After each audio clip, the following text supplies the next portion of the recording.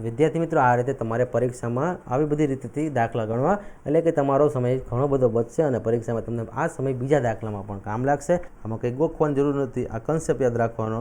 આ એક ઘડિયાળની દિશામાં ફરે છે એવી આકૃતિ પહેલા ચોરસમાં દેખાય છે. તો વર્તુળ અહીંયા આ ઘડિયાળની વિરુદ્ધ દિશામાં ફરે છે એટલે વર્તુળ અહીંયાથી.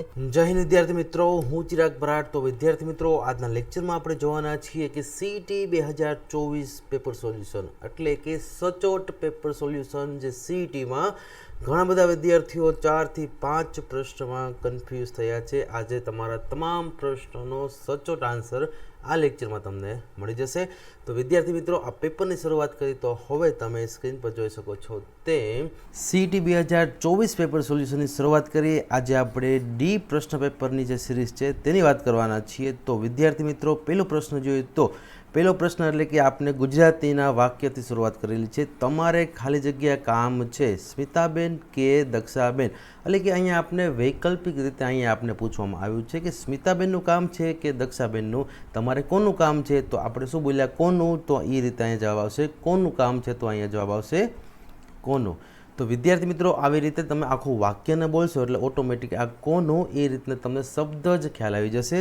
બીજો પ્રશ્ન જોઈએ તો નીચેનામાંથી કઈ જોડણી સાચી છે. જોડણીનો સવાલ આવ્યો એટલે કે અનુસ્વાર ન આવે હોશિયારમાં અને આ રીતે દીર્ઘ પણ ન આવે. અહીંયા પણ દીર્ઘ અને અનુસ્વાર છે એટલે કે સિમ્પલ આમાં જે હસવો છે તે આવશે એટલે હોશિયારની જોડીમાં જવાબ આવશે એ. ત્યાર પછી જોઈએ તો આપેલ વાક્યમાંથી કઈ ક્રિયા થઈ ગઈ છે. વિદ્યાર્થી મિત્રો અહીંયા તમારે જે ક્રિયા થઈ ગઈ છે એટલે કે ભૂતકાળની ક્રિયા તમારે ઓળખવાની છે. ભવિષ્ય, વર્તમાન અને ભૂતકાળ, આ જે કાળ હોય છે એમાંથી આપણે ભૂતકાળની ક્રિયા ઓળખવાની છે. મારા મામા કાલે ઘરે આવશે એટલે કે આવતીકાલની વાત કરી છે, કાલે ઘરે આવશે ભવિષ્યમાં વાત કરી એટલે ભવિષ્ય ન આવે.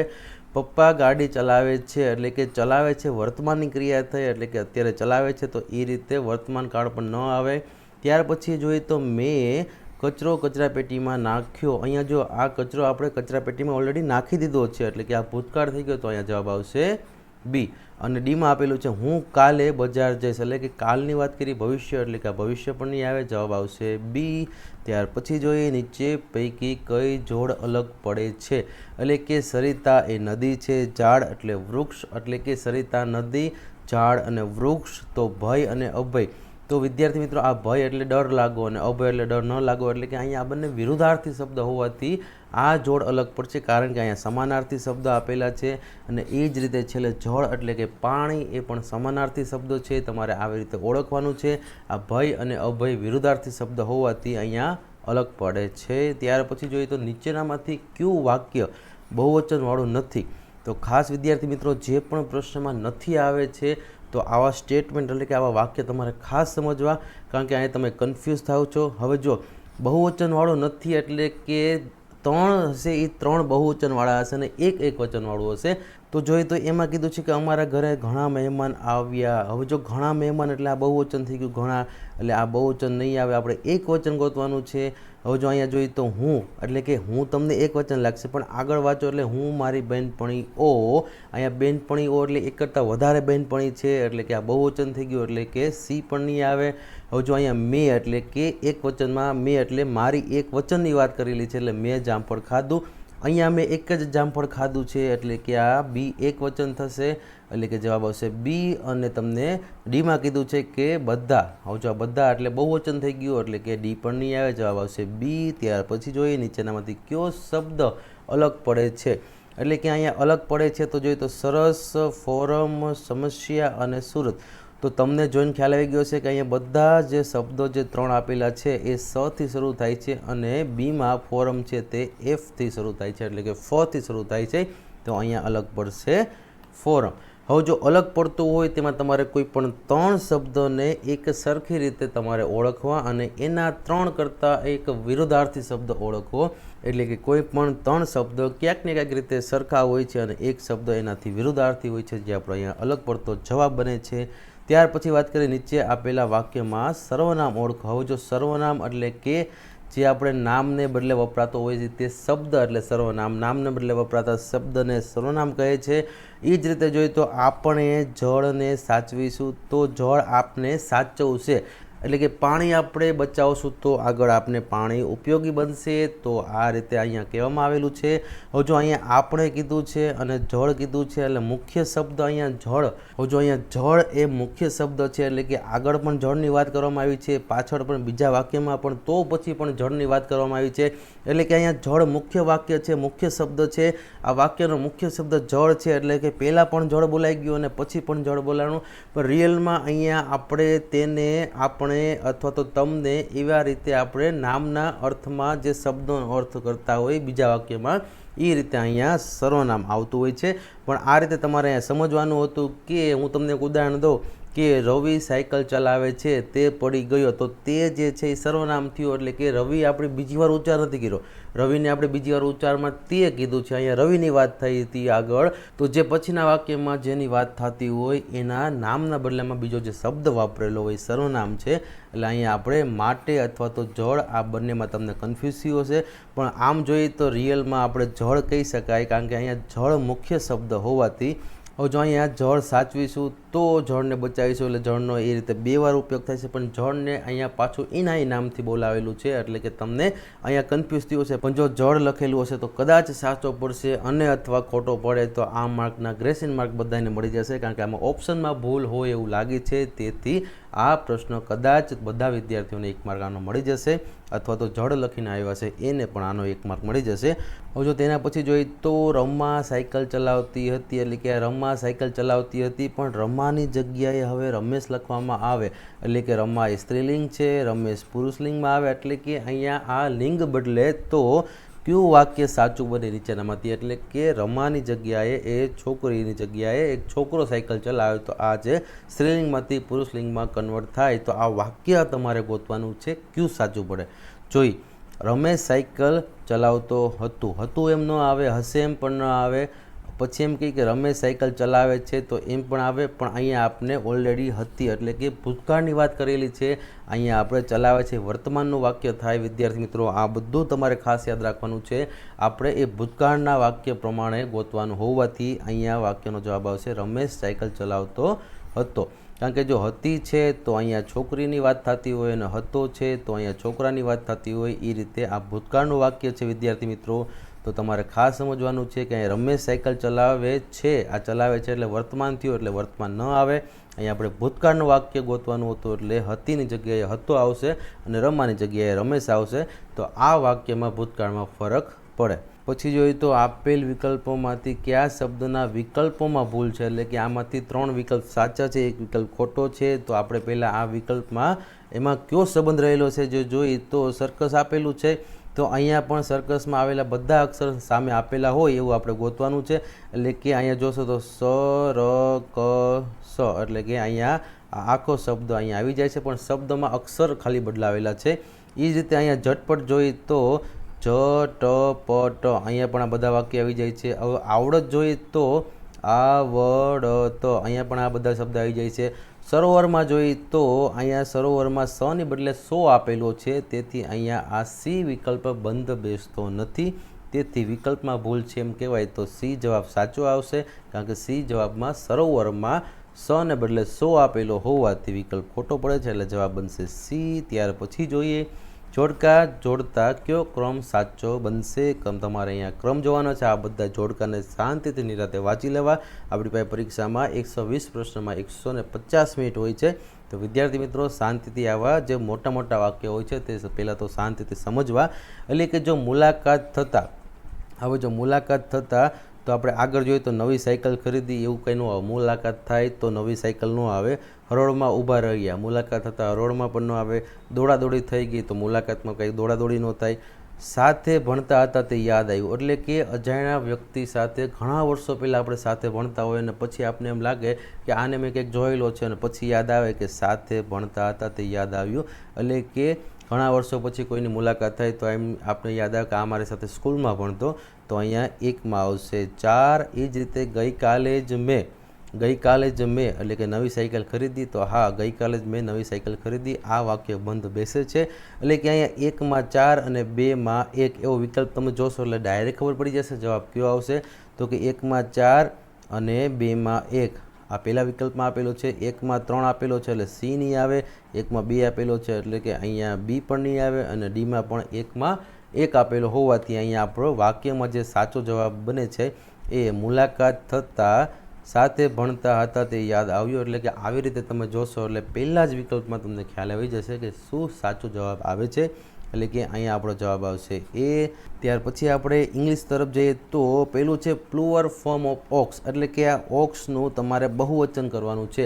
હવે જો વિદ્યાર્થી મિત્રો અહીંયા એસના નિયમ પ્રમાણે ઇંગ્લિશ કરીએ તો ઈએસ લાગે, અહીંયા કન્ફ્યુઝ થતા હશે ઘણા વિદ્યાર્થીઓ, પણ ઇંગ્લિશ ડિક્શનરીમાં અમુક શબ્દ જે કહેવાય ને કે સીધા લીધેલા હોય છે, એટલે કે અહીંયા ઓક્સનું બહુવચન ઓક્શન થશે.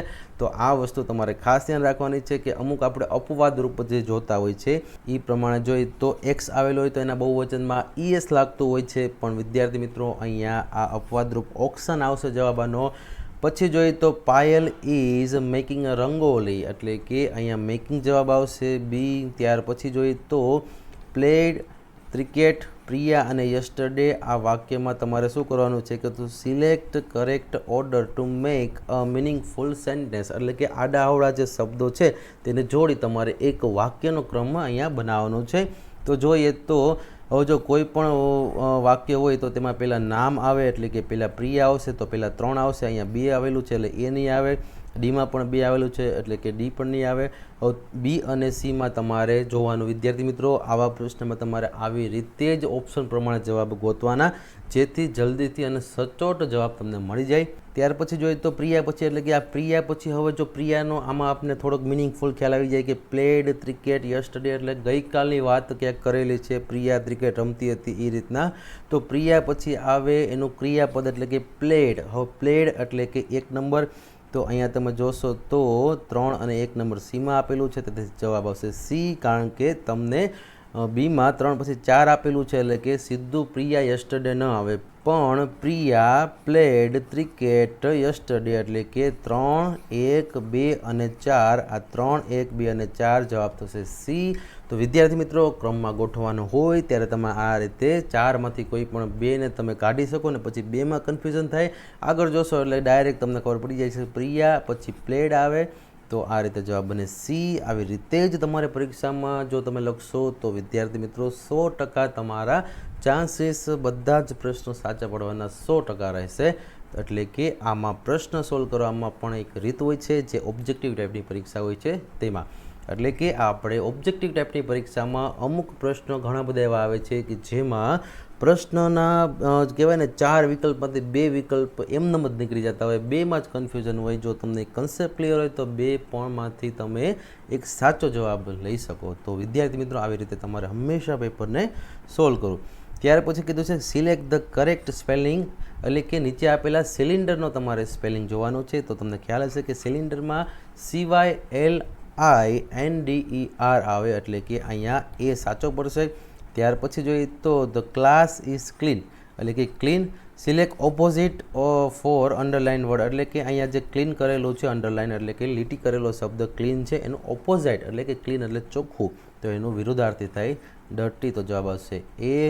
ત્યાર પછી 16મો જોઈએ this is a knife. Select correct plural sentence, એટલે કે આમાં તમારે બહુવચન ગોતવાનું છે. તો જો અહીંયા નિયમ પ્રમાણે આ રીતે જે પણ સ્પેલિંગમાં છેલ્લે એફ અથવા તો એફઈ આવે તો તેના બહુવચનમાં VES લાગે છે, એટલે કે આ એફઈ નીકળી જાય અને KNIVES આ રીતેનું બહુવચન થતું હોય છે. આપણે જોઈએ તો અહીંયા FES આપેલું છે એટલે નહીં આવે, અહીંયા પણ FES આપેલું છે એટલે કે આ પણ નહીં આવે. તો વિદ્યાર્થી મિત્રો અહીં જોશો તો KNI અને VES એટલે કે અહીંયા સીમાં આપેલું છે. તો વિદ્યાર્થી મિત્રો જોશો તો અહીંયા તમને બીમાં જ એનો જવાબ આપેલો છે, એટલે કે કોઈ પણ શબ્દની પાછળ FEF આવતા હોય, F અથવા તો FE આવતા હોય તો તમે એમાં એના બહુવચનમાં F અથવા તો FE કાઢી અને VS લગાડો, તેવો ઇંગ્લિશ વ્યાકરણનો એક નિયમ છે, તે પ્રમાણે અહીંયા જવાબ આવશે બી. ત્યાર પછી જોઈએ તો રેલવે સ્ટેશન, આ એક શબ્દ આપેલો છે, શબ્દના મૂળાક્ષર પરથી નીચેનામાંથી કયો શબ્દ બનતો નથી, એટલે કે અહીંયા જે આ આલ્ફાબેટ આપેલા છે સ્પેલિંગમાં, એ સ્પેલિંગ ઉપરથી નીચેનામાંથી કયો શબ્દ બનતો નથી. એટલે કે વિદ્યાર્થી મિત્રો તમારે એવું યાદ રાખવાનું કે કોઈ પણ 3 શબ્દ બનતા હશે. જે નથી બનતો શબ્દ એ જ જવાબ બનશે. એટલે કે જો લિસ્ટ આપેલું છે તો LIST, તો LI પછી S અને T એટલે કે આ લિસ્ટ બને છે. પછી રેઇન આપેલું છે તો RAI અને N, તો RAI અને અહીંયા N પણ આપેલું છે એટલે આ પણ બને છે. પછી સ્ટોપ આપેલું છે તો સ્ટોપમાં તમે જોશો તો ST પછી O અને P, તો P આપણે અહીંયા આપેલું છે તો કે P આપણે અહીંયા આપેલું નથી વિદ્યાર્થી મિત્રો, તો અહીંયા જવાબ આવશે C. અને હવે જો ટોય જોઈ તો ટોયમાં તમને T આપેલો છે, O આપેલો છે અને Y પણ આપેલો છે, તેથી આ પણ બને છે. એટલે કે સ્ટોપમાં જે આપણે P આપેલો છે આ P આપણે આગળના એક પણ સ્પેલિંગના મૂળાક્ષરમાં આપેલો નથી. એટલે કે રેલવેમાં અને સ્ટેશનમાં P નથી, એટલે કે અહીંયા જવાબ બનશે C. ત્યાર પછી જોઈએ તો લાસ્ટ સન્ડે એટલે કે ગયા રવિવારે I ખાલી જગ્યા ધ ઝૂ. હવે જો અહીંયા નીચે વિઝિટેડ, વિઝિટિંગ, વિઝિટ અને વિઝિટ્સ એટલે કે અહીંયા તમે મુલાકાત એક પ્રાણી સંગ્રહાલયની લીધી હતી ગયા રવિવારે, એ રીતનું અહીંયા વાક્ય દર્શાવે છે. તો હવે જો અહીંયા તમારે પહેલાં તો લાસ્ટ સન્ડે થઈ ગયો એટલે કે વિદ્યાર્થી મિત્રો આ ભૂતકાળનું વાક્ય થઈ ગયું, તો એમાં ED લાગે એટલે કે અહીંયા જવાબ આવશે A. એટલે કે last Sunday I visited the zoo, જવાબ આવશે A. ત્યાર પછી કીધું છે કે યોગ્ય પદક્રમવાળું વાક્ય પસંદ કરો, એટલે કે 4 વિકલ્પમાંથી યોગ્ય ક્રમ આપેલો હોય એવો યોગ્ય ક્રમ તમારે આ વાક્યમાંથી ગોતવાનો છે. તો જો પહેલામાં આપેલું છે મયુર ક્લાઇમ્બિંગ ઇઝ, તો ક્લાઇમ્બિંગ ઇઝ ન આવે એટલે કે અહીંયા એ નહીં આવે. પછી કીધું છે કે અ ટ્રી ઇઝ, એટલે કે ટ્રી ન આવે કારણ કે અહીંયા ક્લાઇમ્બિંગ ટ્રી ન થાય, એટલે કે ઝાડ જે છે એ ચડવાની ક્રિયા ન કરે, તેથી અહીંયા B પણ ન આવે. સીમાં કીધું છે કે ક્લાઇમ્બિંગ અ ટ્રી, તો લાસ્ટમાં ઇજ ન આવે, તેથી અહીંયા C પણ નહીં આવે. પછી જોઈએ તો મયુર ઇઝ, એટલે કે અહીંયા જે છોકરાની વાત કરી છે એ રીતે ઇજ બીજા ક્રમમાં આવ્યું, તો અહીંયા જવાબ આવશે D. Mayur is climbing a tree. તો આ વૃક્ષની વાત કરી છે તો વૃક્ષ એ લાસ્ટમાં આવશે, મયુર એ પહેલાં આવશે, વચ્ચે બીજા ક્રમે ઇજ આવશે. તો આ રીતને આખું આ વાક્ય બનતું હોય છે વિદ્યાર્થી મિત્રો. તમારે આ વાક્ય પ્રમાણે D ઓપ્શન યોગ્ય બનશે. તે તમારે બધા જ વાક્યને એક સરખી રીતે પહેલાં સરખા વાંચી લેવા અને ત્યાર પછી જ આનો તમારે વિકલ્પ ગોતવો, જેથી કરી તમારો પ્રશ્ન ખોટો ન પડે. 20માં કીધું છે કે there are 4 shop, એટલે કે ત્યાં 4 દુકાન છે, ખાલી જગ્યા ધ શોપિંગ સેન્ટર, એટલે કે શોપિંગ સેન્ટરમાં 4 દુકાન છે, એટલે કે અહીંયા શોપિંગ સેન્ટરમાં આવેલું છે. તો આ માની જગ્યાએ આપણે ઇન વાપરી શકીએ, એટલે કે ઇન એટલે કે અહીંયા ઇન ધ શોપિંગ સેન્ટર એ રીતના અર્થ થાય, તેથી જવાબ આવશે B. તો there are 4 shops in the shopping center. ત્યાર પછી જોઈએ તો પેટર્નમાં એટલે કે વિદ્યાર્થી મિત્રો તમારું તાર્કિક કસોટી જે કસોટી હતી તે અહીંયા આ 21મા નંબરથી શરૂ થાય છે. એટલે કે પેટર્નમાં ચોથી સંખ્યા કઈ આવશે તે તમારે કહેવાની છે. હવે જો 101, 1001 અને 10,001 એ રીતે અહીંયા તમને 1 અને એની વચ્ચે 1 0, પછી બંને છેડે 1 1 2 0, બંને છેડે 1 1 3 0, તો અહીંયા પણ તમારે બંને છેડે 1 1 અને વચ્ચે 3 પછી 4 0 આવતા હોય એ રીતનું તમારે અહીં વાક્ય આગળ પૂરું કરવાનું છે. તો જો હવે જોઈએ તો વચ્ચે 4 0 આવતા હોય તો અહીંયા 3 0 છે એટલે કે એ પણ નહીં આવે. અહીંયા 4 0 છે એટલે કે B આવશે. બંને છેડે 1 આપેલા છે, વચ્ચે 4 0 આપેલા છે, જવાબ મળી ગયો B. કારણ કે તમને Cમાં 5 0 આપેલા છે અને Dમાં 2 0 આપેલા છે, તેથી વિદ્યાર્થી મિત્રો અહીંયા જવાબ આવશે B. ત્યાર પછી જોઈએ તો 1 અને 3 બરાબર તમને ખબર છે 4 થાય, પણ અહીંયા 5 આપેલું છે એટલે +1 કરેલું છે. એ જ રીતે 2 અને 4 બરાબર 6 થાય, પણ અહીંયા 7 આપેલું છે એટલે +1 કરેલું છે, એટલે કે 4 ને 1 5, 6 ને 1 7, એટલે કે અહીંયા જે સરવાળો આપેલો છે તેના જવાબમાં 1નો ઉમેરો કરેલો છે. 3 ને 5 8 થાય, પણ અહીંયા 9 આપેલા છે, એટલે કે 8 ને 1 9 કરી, એટલે કે અહીંયા જે સરવાળોનો જવાબ આવે છે એમાં +1 કરવાનો છે. આ સરવાળાના જવાબમાં +1 એટલે આપણે અહીંયા જવાબ આ બધા મળી જાય. એ જ રીતે 3 ને 5 8 +1 એટલે 9. તો વિદ્યાર્થી મિત્રો અહીંયા 5 ને 6 11 થાય અને +1 કરીએ એટલે અહીંયા જવાબ આવે 12. તો અહીંયા 12 આવશે, જે આપણે જવાબ એમાં આપેલું છે. ત્યાર પછી જોઈએ તો નીચે ક્રમમાં આપેલા આકૃતિઓ પછી ચોથી આકૃતિ કઈ આવશે, એટલે કે અહીંયા જે આ 3 આકૃતિ આપેલી છે એમાં તમારે હવે આગળની ચોથા નંબરે આવતી આકૃતિ તમારે ગોતવાની છે, એટલે તમારે અહીંયા ક્રમ જાળવવાનું છે. હવે જો પેલી આકૃતિમાં આપણે આ રીતના 3 વાગ્યા હોય ઘડિયાળમાં એ રીતનું અહીંયા આપણે દેખાડેલું છે. પછી બીજી આકૃતિમાં સીધી લીટી થઈ જાય છે, એટલે કે 6 વાગ્યા હોય એવું દેખાડે છે. તો વિદ્યાર્થી મિત્રો અહીંયા 3 વાગે છે, અહીંયા 6 વાગે છે, અહીંયા 9 વાગે છે. તો હવે 3 6 9 પછી અહીંયા 12 વાગશે. તો 12 વાગ્યામાં તમને ખબર જ છે કે બંને કાંટા ભેગા થઈ જાય, એટલે કે આ બંને કાંટા ભેગા થઈ જશે, એટલે જવાબ આવશે અહીંયા સી. તમે બીજી રીતે એમ પણ વિચારી શકો કે અહીંયા તમને પહેલાં આ રીતે એક જમણી સાઈડ આપેલી છે એરો, પછી નીચેની સાઈડ એરો આપેલો છે, પછી ડાબી સાઈડ એરો આપેલો છે, તો હવે આ એરો પાછો ઉપર જશે એટલે બંને એરા ભેગા થઈ જશે, તો પણ આવી રીતના આકૃતિ બનશે, તો પણ જવાબ સી જ આવશે વિદ્યાર્થી મિત્રો. તો તમે સમજી શકો છો કે આ ક્રમ તમારે ચોથો કઈ રીતનો બને છે. ત્યાર પછી જોઈએ તો એક પેટર્ન આપેલી છે. પેટર્નમાં સૌ પ્રથમ આપણે તફાવતથી સોલ્વ કરવાનો, એટલે કે 7 અને 10નો તફાવત જોઈએ તો +3 આવે, એટલે કે 7 ને 3 10. હવે વિદ્યાર્થી મિત્રો એ જ રીતે 10 અને 8નો તફાવત લઈ તો 10 - 2 કરશો એટલે 8 આવશે. પછી આપણે 8 અને 11નો તફાવત લઈ તો 8 ને +3 કરશો એટલે 11 આવશે. હવે જો 11 અને 9નો તફાવત લઈ તો 11 - 2 કરશો એટલે 9 આવશે, અને 9 અને 12નો તફાવત લઈ તો 9 ને પ્લસ તમે 3 કરશો તો 12 આવશે. તો વિદ્યાર્થી મિત્રો અહીંયા ક્રમ કેવો આપેલો છે, પહેલાં +3, પછી -2, પછી પાછા +3, પછી પાછા -2, ફરી વખત +3, તો હવે -2, એટલે કે 12 અને 2 માઇનસ કરશો એટલે કે 12માંથી 2 કાઢશો તો જવાબ આવશે 10. તો અહીંયા આપણો જવાબ બનશે 10, એટલે કે જવાબ આવશે બી. ત્યાર પછી જોઈએ તો પ્રશ્નાર્થ છે ત્યાં કઈ સંખ્યા આવશે, આવી રીતે તમારે અહીંયા ગોતવાનું છે. એટલે કે 1થી શરૂઆત કરીએ તો 1ની સામે 1 આપેલો છે, 2ની સામે 4 આપેલા છે, એટલે કે જો 1ની સામે 1 આપેલા છે, 2ની સામે અહીંયા તમને 4 આપેલા છે, 3ની સામે તમને 9 આપેલા છે, 3ની સામે 9 આપેલા છે, 4ની સામે તમારે ગોતવાનું છે. તો તમને આ 1, 4 અને 9 ઉપરથી યાદ આવે કે આ 1નો વર્ગ 1, 2નો વર્ગ 4 અને 3નો વર્ગ 9 છે, તો એ રીતે 4નો વર્ગ 16 આવે. તો અહીંયા જવાબ બનશે બી. તેથી અહીંયા 4નો વર્ગ 16 આવશે. તો વિદ્યાર્થી મિત્રો આ રીતે તમારે ક્રમ પૂરવાના હતા. ત્યાર પછી જોઈએ તો પાછી એક પેટર્ન આવેલી છે વિદ્યાર્થી મિત્રો. આ 120 પ્રશ્ન આપણે આ યુટ્યુબ ચેનલમાં લીધેલા આગળના બધા જ વિડીયોમાંથી પૂછેલું છે. તો વિદ્યાર્થી મિત્રો તમારે ખાસ આપણી યુટ્યુબ ચેનલને સબસ્ક્રાઈબ કરીને રાખવી, આગળની તમારી બધી જ એક્ઝામમાં ખૂબ જ ઉપયોગી આપણા લેક્ચર બનશે. તો હવે આપણે જોઈએ તો 10 અને 16 વચ્ચેનો તફાવત લઈએ તો અહીંયા +6 આવે, એટલે કે 10 ને 6 16. એ રીતે 16 અને 22નો તફાવત જોઈએ તો 16 ને +6 કરી તો 22 આવે, એટલે 16 + 6 એટલે 22. એ જ રીતે હવે પાછા આપણે 22 અને 28નો તફાવત લઈએ તો 22 + 6 કરતાં અહીંયા 28 આવે, અને 28માં 6 ઉમેરતા 34 આવે. તો વિદ્યાર્થી મિત્રો એ જ રીતે 34માં આપણે 6 ઉમેરતા જવાબ આવશે 40. તો અહીંયા જવાબ થશે સી 40. ત્યાર પછી જોઈએ તો આ ડોગ લખેલું છે તેને અરીસામાં જોતા તે કેવું લખેલું દેખાય. જો અહીંયા આપણે ડોગ છે તે રિયલમાં નથી જોવાનો, ડોગમાં જે આલ્ફાબેટ એટલે કે જે ABCD આવેલી છે D, O અને G, એને આપણે અરીસામાં જોઈએ તો કઈ રીતના દેખાય. તો આપણે અગાઉના નવોદયના લેક્ચરમાં જોયેલું છે કે ડોગ એટલે કે એને આપણે શબ્દને જો અરીસામાં જોઈએ છીએ તો તેનું પ્રતિબિંબ આપણે કેવું મળે છે. માનો કે અહીંયા પ્રતિબિંબ છે, અરીસો આપેલો છે.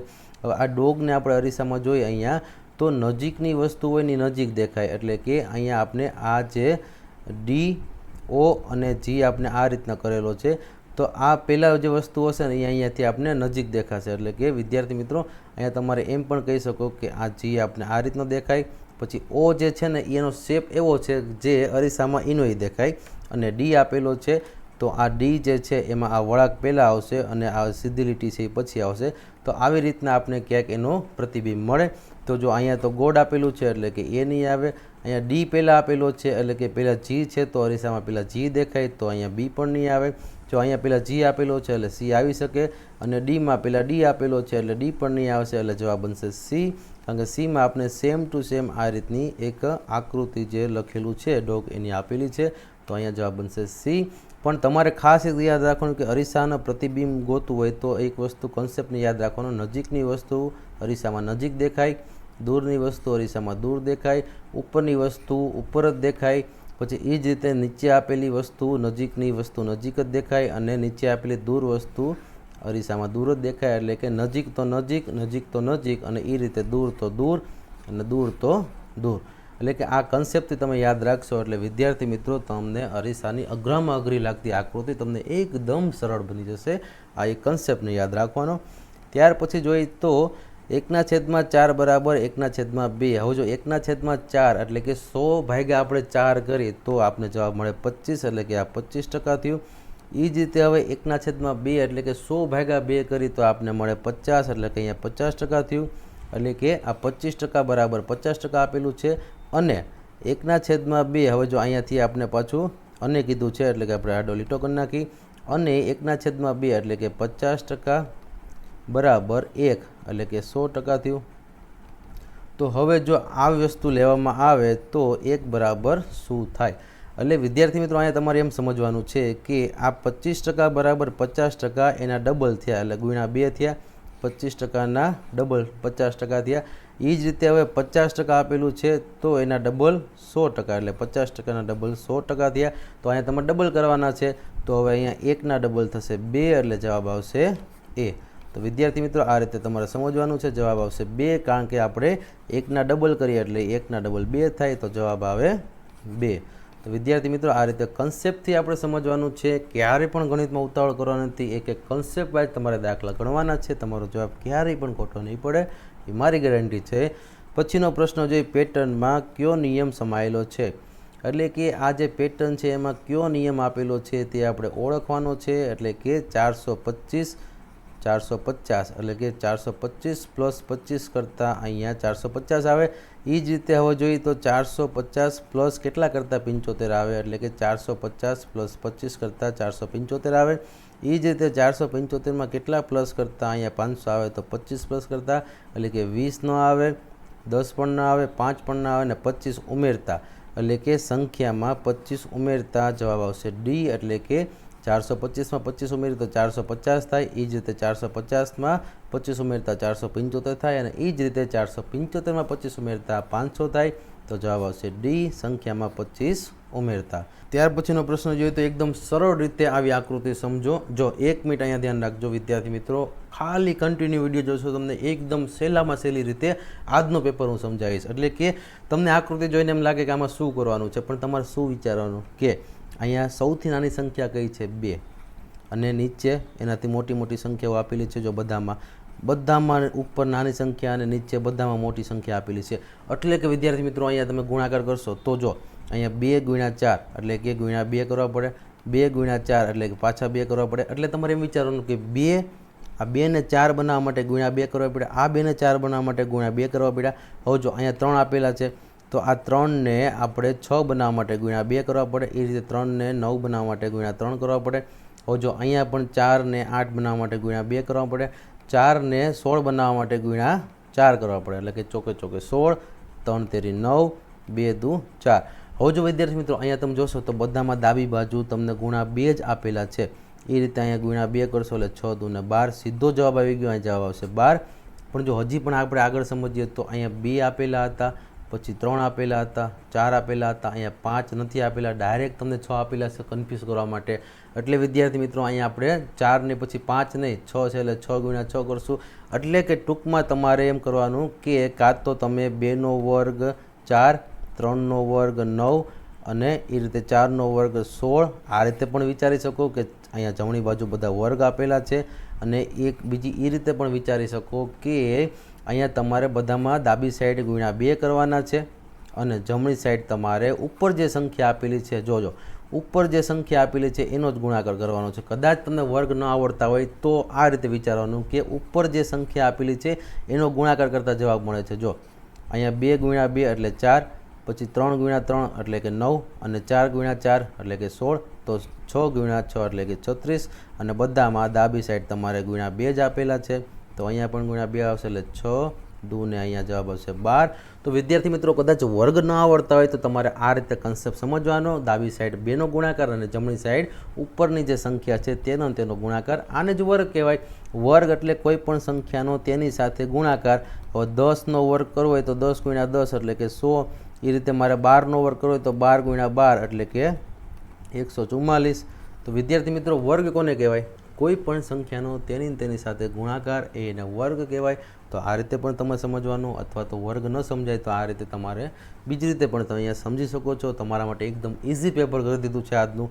ત્યાર પછી જોઈએ તો હવે આપણે એક સમબાજુ ત્રિકોણ આપેલો છે। એટલે કે આ સમબાજુ ત્રિકોણમાં ઘેરા કરેલા C ભાગ એ મૂળ સમબાજુ ત્રિકોણનો કેટલામો ભાગ થાય? એટલે કે અહીંયા તમને આ જે ત્રિકોણ આપેલો છે, આ મોટો ત્રિકોણમાં જે ઊંધો ત્રિકોણ કરેલો છે ઘાટો C વાળો, તો આ C ત્રિકોણ લીટી કરેલો ત્રિકોણ છે એ આ મૂળ એટલે કે જે આ આખો ત્રિકોણ છે એનો કેટલામો ભાગ થાય? તો જો અહીંયા પહેલાં તો ત્રિકોણના કેટલા ભાગ પડે એટલે 1, 2, 3 અને 4 તમે એમ પણ વિચારી શકો કે એ પછી બી સી અને ડી એટલે કે મૂળ 4 ભાગ બને છે, એમાંથી આ લીટી કરેલો ભાગ એક જ છે, એટલે કે જે ટોટલ ભાગ હોય એ છેદમાં આવે અને જેમાંથી આપણે જે ભાગ જોતો હોય એ અંશમાં આવે, એટલે કે આ 1/4 ભાગ જે લીટી કરેલો ત્રિકોણ છે તે કહેવાય, એટલે કે તેનો જવાબ આવશે ડી 1/4. હવે જો એક શાળાએ દર ત્રીજા મહિને એક સામાયિક બહાર પાડવાનું નક્કી કર્યું છે. જો પ્રથમ સામાયિક જાન્યુઆરીમાં પડે છે, એટલે કે પ્રથમ સામાયિક છે તે જાન્યુઆરીમાં પડે છે. હવે જો જાન્યુઆરી મહિનામાં બહાર પાડે છે તો ત્રીજા સામાયિક કયા મહિનામાં બહાર પડશે? એટલે કે પહેલાંમાં તો જો જાન્યુઆરીમાં બહાર પડે એટલે જાન્યુઆરીમાં આગળ શું કીધું છે કે દર 3 મહિના એટલે કે જાન્યુઆરીમાં બહાર પાડેલું હશે એ જાન્યુઆરી, ફેબ્રુઆરી અને માર્ચ આ 3 મહિના સુધી ચાલશે. પછી 4, 5 અને 6 એટલે કે અહીંયા 4માં આવે એપ્રિલ, તો કે એપ્રિલમાં બહાર પાડશે એ 6 મહિના સુધી ચાલશે. પછી 6 મહિના પછી 7, 8 અને 9 એટલે કે આ 7મો મહિનો આવે જુલાઈ, તો કે ત્રીજું હવે તે જુલાઈમાં બહાર પાડશે. વિદ્યાર્થી મિત્રો આ રીતે તમે સમજો એટલે જવાબ આવશે એ, એટલે કે પહેલું સામાયિક છે તે જાન્યુઆરીમાં બહાર પાડે તો 3 મહિના ચાલે. પછી બીજું સામાયિક 3 મહિના પછી એટલે કે ચોથા મહિના એટલે કે એપ્રિલમાં બહાર પાડે અને એના પછી 3 મહિના પછી 7મા મહિનામાં પાછું ત્રીજું સામાયિક બહાર પાડશે. એ રીતે આપણે અહીંયા સમજાવેલું છે એટલે જવાબ આવશે જુલાઈ. ત્યાર પછીની વાત કરીએ એટલે કે 7મો મહિનો જુલાઈ મહિનો થાય, તો વિદ્યાર્થી મિત્રો આ પણ તમારે યાદ રાખવાનું છે. પછી વાત કરીએ તો અહીંયા આપણે એક મંદિર આપેલું છે ઉપર અને આ મંદિરમાંથી એક અહીંયા માણસ ઊભો છે. હવે જો અહીંયા જોઈએ તો માણસે મંદિર પહોંચવા કઈ કઈ દિશામાં ચાલવું પડે, નીચે તમને દિશા પણ આપેલી છે. તો વિદ્યાર્થી મિત્રો પહેલાં તો માણસ અહીંયા ઊભો છે. તમારે ખાસ સમજવાનું કે આપણે આ જે આકૃતિ છે તેમાં ઉપરની બાજુ અહીંયા ઉત્તર દિશા આ રીતે દર્શાવેલી છે, એટલે કે આ માણસ ઉત્તર દિશામાં ઊભો છે. તો વિદ્યાર્થી મિત્રો જ્યારે માણસ ઉત્તર દિશામાં ઊભો છે તો તેને પહેલાં તો આ રીતે આ દિશામાં ચાલવું પડે. હવે આ દિશામાં ચાલવું પડે એટલે કે તેના ડાબા હાથમાં ચાલવું પડે. તો તેનો ડાબો હાથ એટલે કે અહીંયા ઉત્તર હોય તો નીચે દક્ષિણ હોય, પછી આ પૂર્વ હોય ને આ પશ્ચિમ હોય, એટલે કે એને પશ્ચિમ દિશાથી શરૂઆત કરવી પડે. તો વિદ્યાર્થી મિત્રો ખાસ સમજો, ઉપરની બાજુ એટલે ઉત્તર, નીચે દક્ષિણ, પછી આ બાજુ પૂર્વ અને આ બાજુ પશ્ચિમ આવે. તો પશ્ચિમ દિશામાં ચાલવું પડે. તો પશ્ચિમ દિશાવાળો આપણે અહીંયા એક જ જવાબ આપેલો છે, એટલે કે 3 તમને પૂર્વ કીધેલું છે પણ પશ્ચિમવાળું આપણે સી 1માં જ કીધેલું છે, એટલે અહીંયા જ ખબર પડી કે જવાબ થશે સી. પણ હજી આપણે આગળ જોઈએ તો પશ્ચિમ પછી આ માણસ જ્યારે આમ ચાલશે એટલે પાછો તે ઉપરની બાજુ ઉત્તરની તરફ ચાલશે, એટલે કે ઉત્તર તરફ, એટલે કે પશ્ચિમ પછી પાછું ઉત્તર આવ્યું. હવે જો ઉત્તર પછી પાછું આમ પૂર્વમાં ચાલશે એટલે કે પાછું પૂર્વ આવ્યું. પણ પૂર્વ પછી વિદ્યાર્થી મિત્રો અહીંયા દક્ષિણ કીધેલું છે. જો દક્ષિણ એટલે નીચે આવતો હોય તો દક્ષિણ થયું, પણ ખરેખર મંદિર આવેલું છે ઉપર એટલે પાછું અહીંયા ઉત્તર આવે, એટલે કે આ જવાબમાં છેલ્લે ઉત્તર આવશે. પણ અહીંયા પ્રશ્નમાં ભૂલ છે, આ દક્ષિણ નહીં આવે, અહીંયા ઉત્તર આવશે. થોડીક અહીંયા વિકલ્પમાં છેલ્લે ભૂલ કરેલી છે, એટલે કે આ રીતનો. પણ તમે એ રીતે સમજી શકો કે તમને પશ્ચિમ, ઉત્તર અને પૂર્વ જે આ ક્રમ આપેલા છે તે સીમાં જ આપેલા છે, એટલે તમે અહીંયા સી સિલેક્ટ કરી શકો. પછી કદાચ ભલે છેલ્લે કન્ફ્યુઝન થયું હોય દક્ષિણમાં, પણ આ 3 જે ક્રમ છે તે તમને સીમાં જ આપેલા છે, તે ત્યાં તમારે જવાબ કરી દેવાનો સી. ત્યાર પછી હવે 34મો પ્રશ્ન જોઈએ તો લંબચોરસની વચ્ચે આ રીતે એક ત્રાંસી લીટી હોય તો 5 લખોટી અને આવી રીતના એક આકાર હોય તો 2 લખોટી ગણવાની.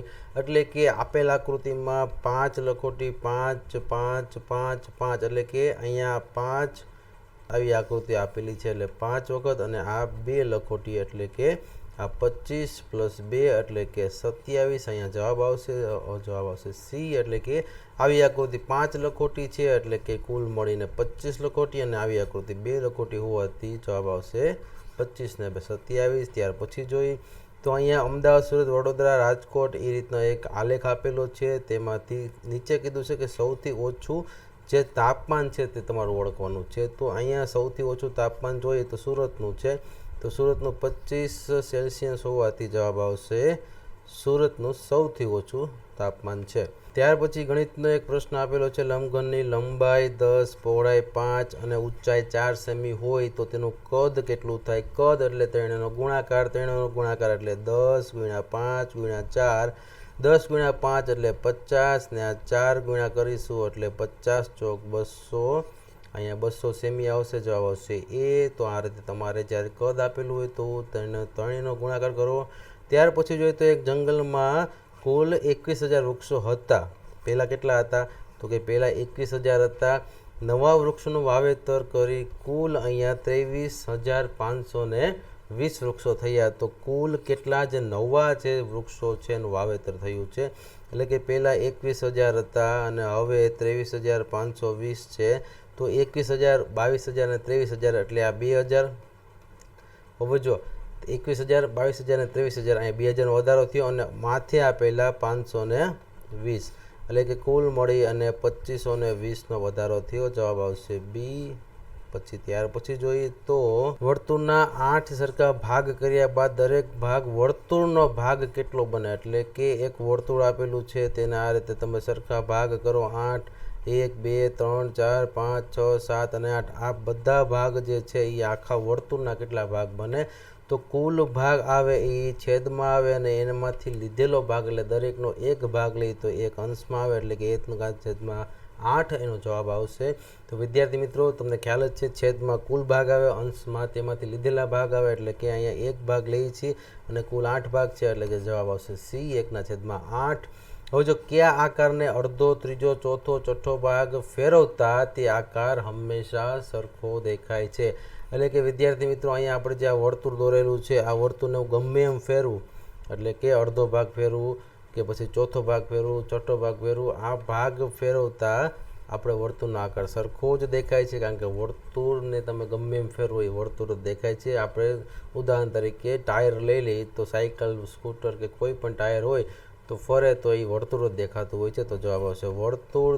ત્યાર પછી છે સાપસીડીની રમતમાં આવતો પાસો કયા આકારનો હોય. હવે જો પાસો હોય છે સમઘન હોય છે એટલે કે આ રીતનો જે પાસો હોય એ સમઘન પ્રકારનો પાસો હોય છે.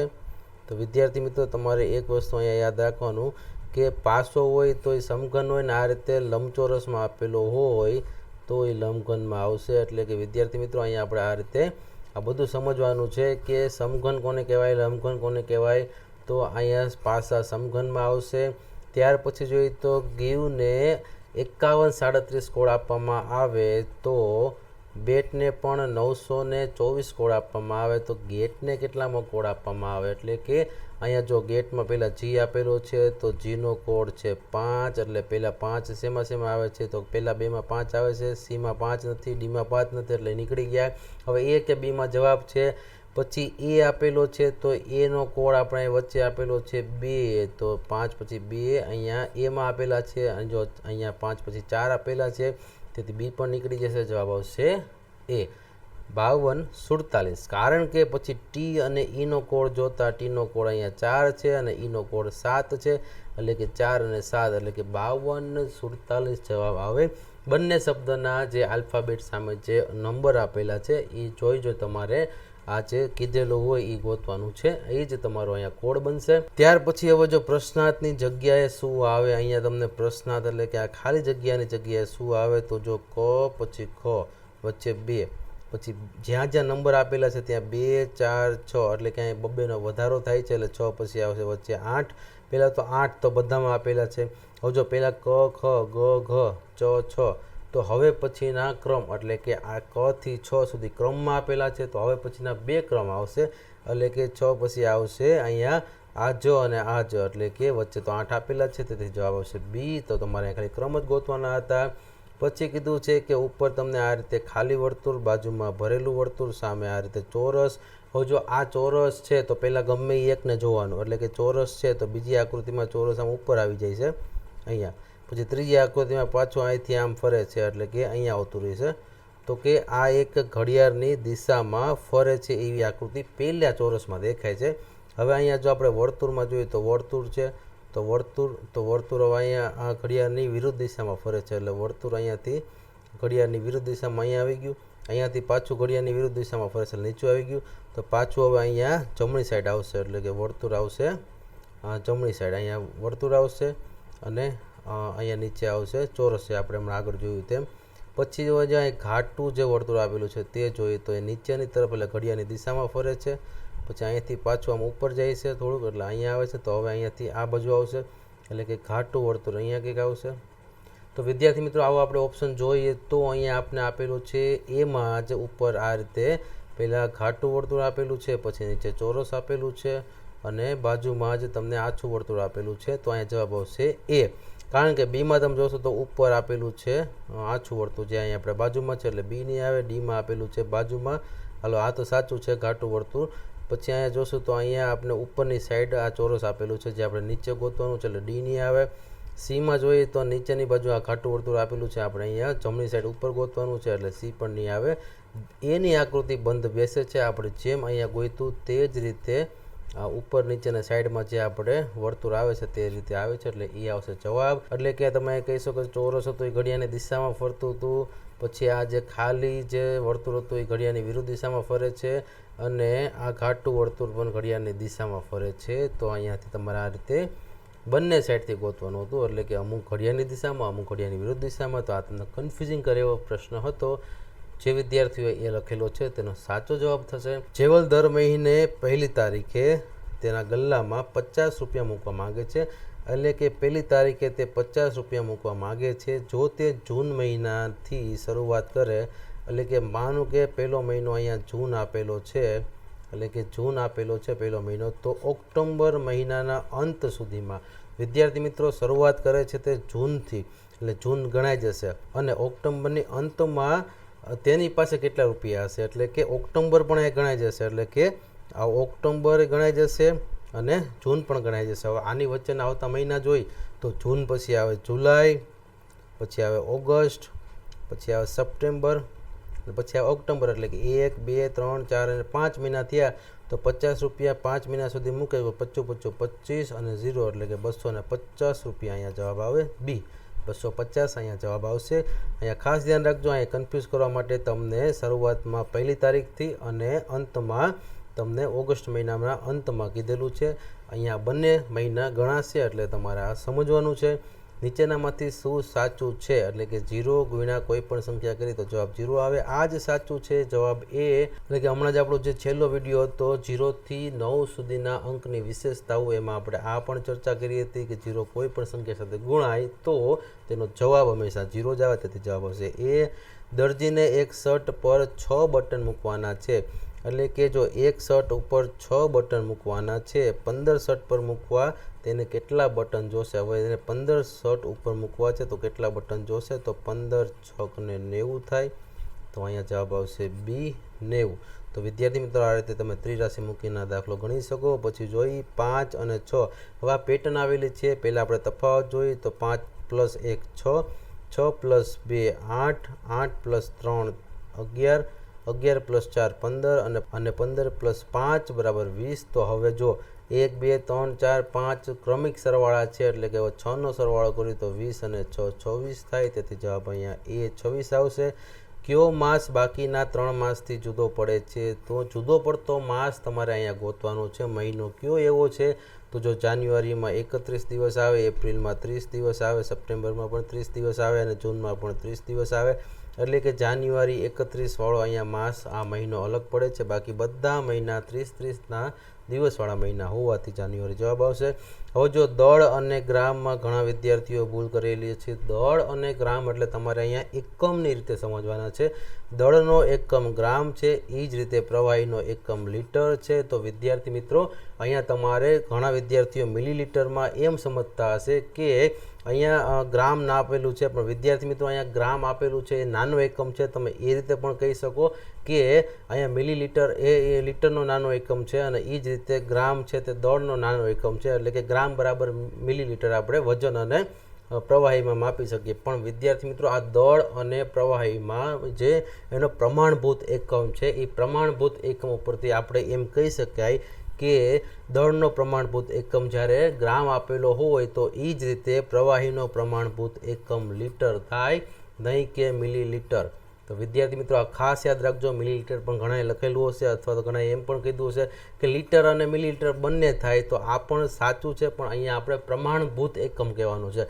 પ્રમાણભૂત એકમ ક્યારે થાય? એટલે કે દળનો એકમ પ્રમાણભૂત છે ગ્રામ, અને એ જ રીતે પ્રવાહીનો પ્રમાણભૂત એકમ છે લીટર, તેથી જવાબ આવશે એ. ત્યાર પછી જોઈએ તો કોઈ એક શાળાના વર્ગમાં 35 વિદ્યાર્થીઓ છે. 35 વિદ્યાર્થીઓ શાળાના વર્ગમાં છે. 35 વિદ્યાર્થીઓ. જો એક પ્રસંગે શિક્ષક દરેક બાળકને 3 ચોકલેટ આપે છે એટલે કે 35 ગુણ્યા 3 કરીએ એટલે 105, એટલે કે વિદ્યાર્થી મિત્રો એક છોકરાને 3 ચોકલેટ આપે છે એટલે 35 ગુણ્યા 3, એક છોકરાને 3 ચોકલેટ મળે તો 35 છોકરાને 105 ચોકલેટ મળે.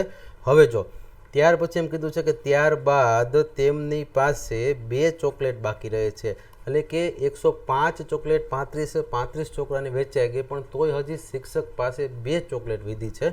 હવે જો અહીંયા તમારે એમ કરવાનું કે આ 2 ચોકલેટ વીધી એટલે 105 તો વચ્ચે વેચાઈ ગઈ છે, તો આ 105 વેચાઈ ગઈ તો +2 એટલે શિક્ષક પાસે પહેલાં કેટલી હોય 107. તો અહીંયા આપણે આગળ જોઈએ તો શરૂઆતમાં શિક્ષક પાસે કુલ કેટલી ચોકલેટ હશે, એટલે 105 35 છોકરાને વેચી નાખી, વધી 2 તો 105 + 2 જવાબ આવશે 107. આ રીતે દાખલાને સમજવાનો.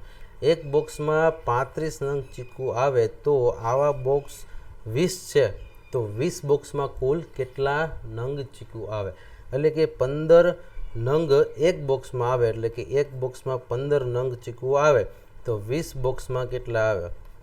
તો વિદ્યાર્થી મિત્રો અહીંયા તમારે સિમ્પલી 15 ગુણ્યા 20 કરવાના છે, 15 દુ ને 30 થાય અને આ 0 એને એમને 0 લાગી જાય એટલે જવાબ આવશે 300.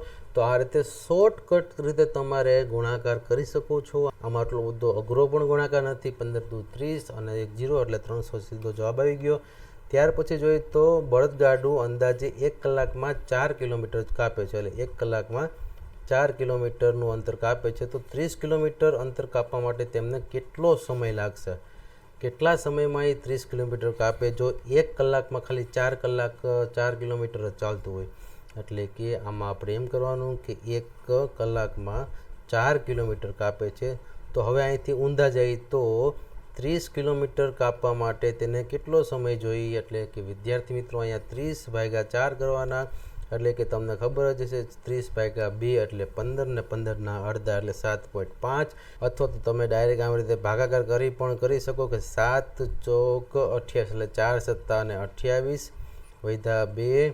તો હવે અહીંયા પાછા 0 મૂકીએ તો અહીંયા પોઈન્ટ આવે તો 4 પંચા ને 20, એટલે કે 7.5. હવે જો 7.5 એટલે 7 આખી કલાક અને અડધી કલાક, એટલે કે 7 આખી કલાક અને અડધી કલાક એટલે કે 30 મિનિટ. તો વિદ્યાર્થી મિત્રો 7.5 જવાબ આવે એનો ખાસ ધ્યાન રાખજો. 7 આખી કલાક છે અને પછી 0.5 એટલે અડધી કલાક એટલે 30 મિનિટ, તો અહીંયા જવાબ આવશે C. તો વિદ્યાર્થી મિત્રો આ રીતે દાખલાને સમજવાનો. ત્યાર પછી જોઈએ તો 8 કિલોગ્રામ કેરીના બોક્સની કિંમત 1200 રૂપિયા હોય તો 1 કિલોગ્રામ કેરીની કિંમત કેટલી હોય. હવે જો 8 કિલોગ્રામમાં એક બોક્સ સમાય છે, એટલે 8 કિલોગ્રામ કેરીના એક બોક્સમાં તમને કિંમત આપેલી છે 1200 રૂપિયા. તો તમારે ડાયરેક્ટ કરી દેવાનું કે 1 કિલોના કેટલા, એટલે કે આપણે હવે અહીંયા 1200/8 કરવા પડે. તો ડાયરેક્ટ તમારે આ રીતે 1200/8 કરી દેવાના. 8 એકા 8 શેષ 4 વધે 0 અને ઉપરથી આપણે 8 પંચાને 40 કરી શકીએ 0 0, અહીંયા 0 ઉપર લાગી જાય એટલે 150. જવાબ આવશે 150, કારણ કે જો 1 કિલોના 150 રૂપિયા હોય તો 8 કિલોના કેટલા થાય એમ પણ તમે ક્રોસ ગુણાકાર કરી શકો, એટલે કે 15 8 ને 120, એટલે કે આ 1200 રૂપિયા જે આપણો ઓરિજિનલ જવાબ હતો એ થઈ ગયો. એટલે કે વિદ્યાર્થી મિત્રો તમારે ચેક કરવા માટે આમ પણ તમે તાળો મેળવી શકો. તો વિદ્યાર્થી મિત્રો અહીંયા તમારે 1 કિલોના 150 રૂપિયા હોય તો 8 કિલોગ્રામના 1200 રૂપિયા. આ રીતે તમને અહીંયા ગણતરી આપેલી હતી, તમારે સિમ્પલી ત્રિરાશિ મૂકવાની હતી ખાલી.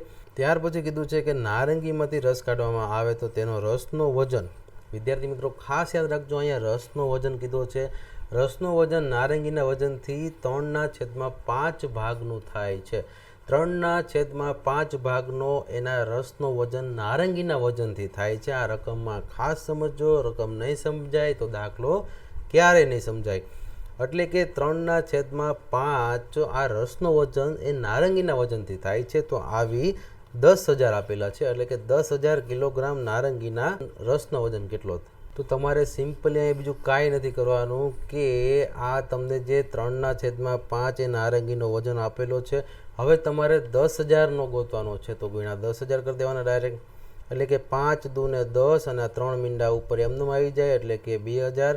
હવે 2,000 ગુણ્યા 3 એટલે કે 2,000ના 3 ગણા થશે 6,000. તો જવાબ આવશે 6,000 જે આપણે બીમાં આપેલો છે. તો વિદ્યાર્થી મિત્રો આ રીતે સિમ્પલ દાખલો હતો. પછી કીધું છે કે નીચેનામાં કયો ખૂણો કાટકોણ નથી, એટલે કે કયો ખૂણો કાટકોણ નથી એવું આપણે ગોતવાનું છે.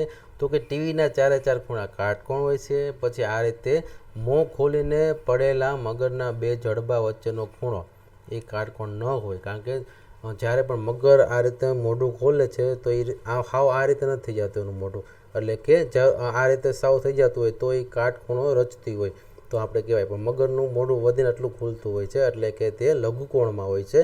તો અહીંયા આપણે શું કીધું છે કે કાટકોણ એટલે આ રીતે 90નો ખૂણો બનવો જોઈએ. તો 90નો ખૂણો બનતો હોય તો આપણે કહી શકાય, એટલે અહીંયા મગર નહીં આવે. પણ તમારા પુસ્તક છે તેમાં બધા કાટકોણ હોય છે, એ રીતે દિવાળસળીના ખોખા પણ બધા કાટકોણ હોય છે, એટલે કે અહીંયા જવાબ આવશે બી. કારણ કે આ બધામાંથી ખાલી એક આ બી એક એવું છે કે જે એ મગર મોઢું ખોલે તો એનો કાટકોણ રચાય નહીં, બાકીના 3ના કાટકોણ રચાય છે, એટલે કે જવાબ આવશે બી. ત્યાર પછી જોઈએ નીચે પૈકી કયા સમયે ઘડિયાળના કલાક અને મિનિટ કાંટા વચ્ચેનો કાટકોણ એટલે વિદ્યાર્થી મિત્રો હમણાં જ આપણે જોયું તેમ કે આ કાટકોણ કહેવાય. તો આ કાટકોણ ખૂણો ક્યારે બને? જ્યારે ઘડિયાળમાં કલાક અને મિનિટના કાંટા હોય.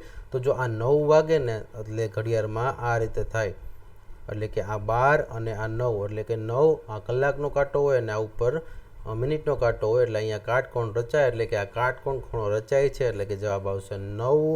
ત્યાર પછીની વાત કરીએ નીચે પૈકી કોનું ક્ષેત્રફળ સૌથી ઓછું હોય છે, એટલે કે આમાંથી કયો વિકલ્પ એવો છે જે સાઇઝમાં સાવ નાનો એવો છે, જે આપણે ગોતવાનો છે. એટલે કે ગણિતના પુસ્તકના એક પેજ જોઈ તો ચાદર એ પેજ કરતાં મોટું હોય, હાથીના પગના પંજાની છાપ એ પણ મોટું હોય, અને છેલ્લે અહીંયા 50ની ચલણી નોટ આપેલી છે, સોરી 500ની. તો 500ની ચલણી નોટ એટલે કે એ હાવ નાની એવી હોય.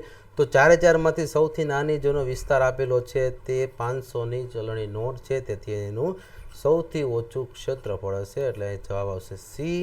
એટલે કે સૌથી ઓછું ક્ષેત્રફળ એટલે કે જેનો વિસ્તાર નાનો એ આપણો જવાબ. સૌથી મોટું ક્ષેત્રફળ કીધું હોય તો જેનો વિસ્તાર મોટો તે જવાબ. તો અહીંયા આપણે હવે પછી જોઈએ તો ભારતના રાષ્ટ્રધ્વજમાં કેસરી રંગ કેટલા ભાગ રોકે છે, એટલે કે 3 કલર જે 3 સરખા કલરમાં જે ભાગ પાડેલા છે ધ્વજમાં, આ ધ્વજમાંથી કેસરી રંગ કેટલો ભાગ રોકે છે. તો તમને ખ્યાલ જ છે કે આ રીતે જે 3 ભાગ રચેલા છે તો 3 સરખો ભાગ રોકે છે, તો 1, 2 અને 3, એટલે કે તે ત્રીજો ભાગ રોકે છે એમ આપણે કહેવાય, એટલે કે અહીંયા જવાબ આવશે ત્રીજો. કારણ કે 3 કલર છે કુલ, તો 3 કલરમાંથી જે ત્રીજો ભાગ રોકે છે. ત્યાર પછી કીધું છે કે નીચે પૈકી કયો વિકલ્પ ખોટી વિગતો દર્શાવે છે, એટલે કે સાચો જવાબ હોય તે નથી કહેવાનો, ખોટો જવાબ હોય તે કહેવાનો છે. એટલે કે 1, 2, 3, 4 અને 5 અહીંયા લીટી કરેલા બોક્સ આપેલા છે, તો ઉપર 5 અને ટોટલ બોક્સ 1, 2, 3, 4, 5, 6, 7 ને 8. તો આ સાચું છે, એટલે કે કુલ 8માંથી 5 ભાગ સાચો જવાબ છે અપૂર્ણાંકનો. એ જ રીતે 2 અને કુલ 3 ભાગ એટલે કે 3માંથી 2 ભાગ આ પણ સાચો જવાબ છે. અહીંયા જોઈએ તો 1, 2, 3 અને 4 એટલે કે 4 ભાગમાંથી આ જે લીટી કરેલો 1 ભાગ એટલે આ પણ સાચો જવાબ છે. તો વિદ્યાર્થી મિત્રો હવે અહીંયા જુઓ, તમને સરખો ભાગ આપેલો હોય ને તો તમારે આ રીતે ગણતરી કરવાની હોય, પણ અહીંયા આ ભાગ 2 મોટા આપેલા છે અને આ 4 ભાગ નાના કરી દીધા છે, એટલે કે અહીંયા આ વિકલ્પ બંધ ન બેસે, તેથી જવાબ આવશે ડી. ત્યાર પછી જોઈએ તો નીચે પૈકી 52નો અવયવી નથી. હવે જો 52નો અવયવી એટલે કે આપણે એમ કહેવાય 1 × 52 પછી 2 × 26, તો અહીંયા આપણે આ રીતે કહી શકીએ. પછી 3નો અવયવ ન બને, 4 × 13 એટલે કે 13 ચોક 52. તો વિદ્યાર્થી મિત્રો 1, 2, 4, 13, 26 અને 52 એ 52ના અવયવ છે. તો વિદ્યાર્થી મિત્રો અહીંયા તમારે જોવાનું કે 1 આપેલો છે, 2 આપેલો છે, 13 આપેલા છે, પણ 3 નથી આપેલા, એટલે કે આ તમને 4 આપેલા છે 13 ચોક 52, એટલે કે 3 નથી આપેલા, એટલે કે 52નો અવયવી 3 નથી, અને આપણે નથી એવું પૂછ્યું છે એટલે જવાબ આવશે 3, એટલે કે સી.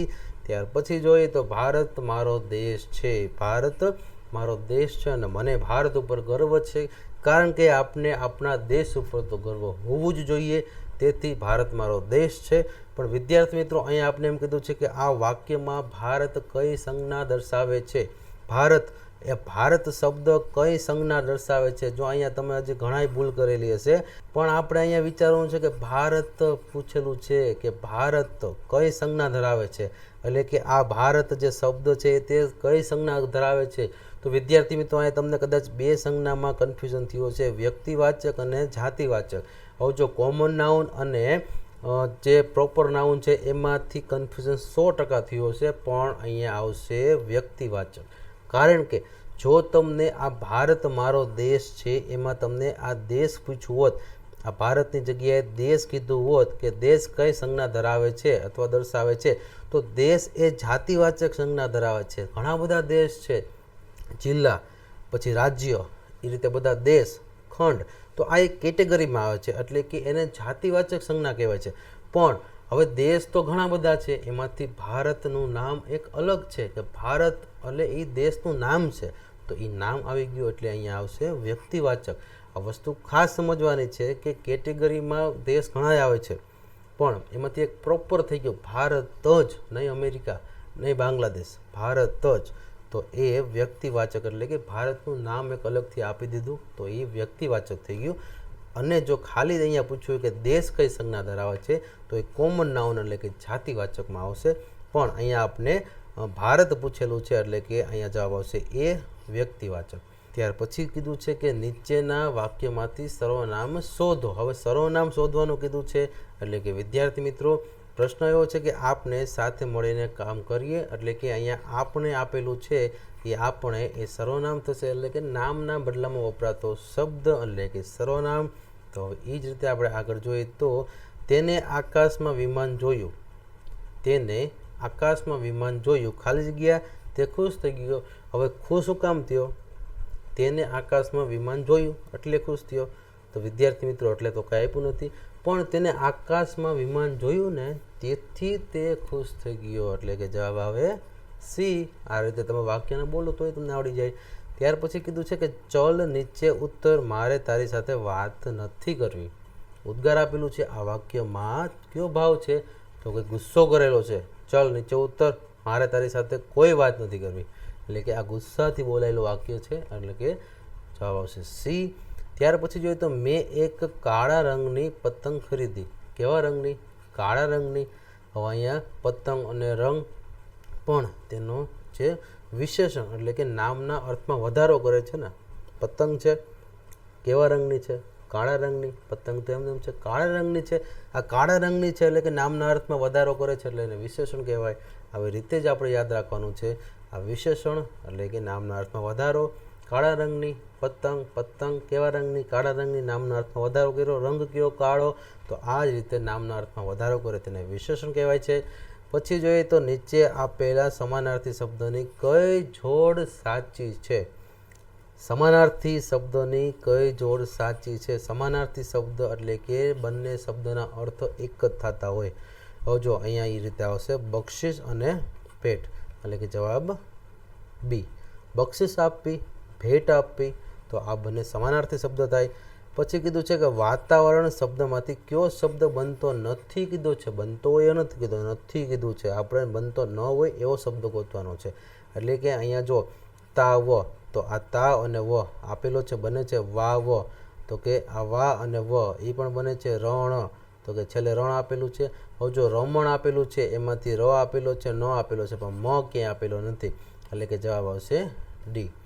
ત્યાર પછી જોઈએ તો બ ર સા તી મ, એટલે કે શબ્દ ઓળખો. તો અહીં તમને ખબર પડી જાય કે નીચે આપેલું છે સા બ ર મ તી, જવાબ મળી ગયો, જવાબ આવશે સી. કારણ કે સા બ ર મ તી આ પણ બને છે, એટલે કે જવાબ આવશે સી.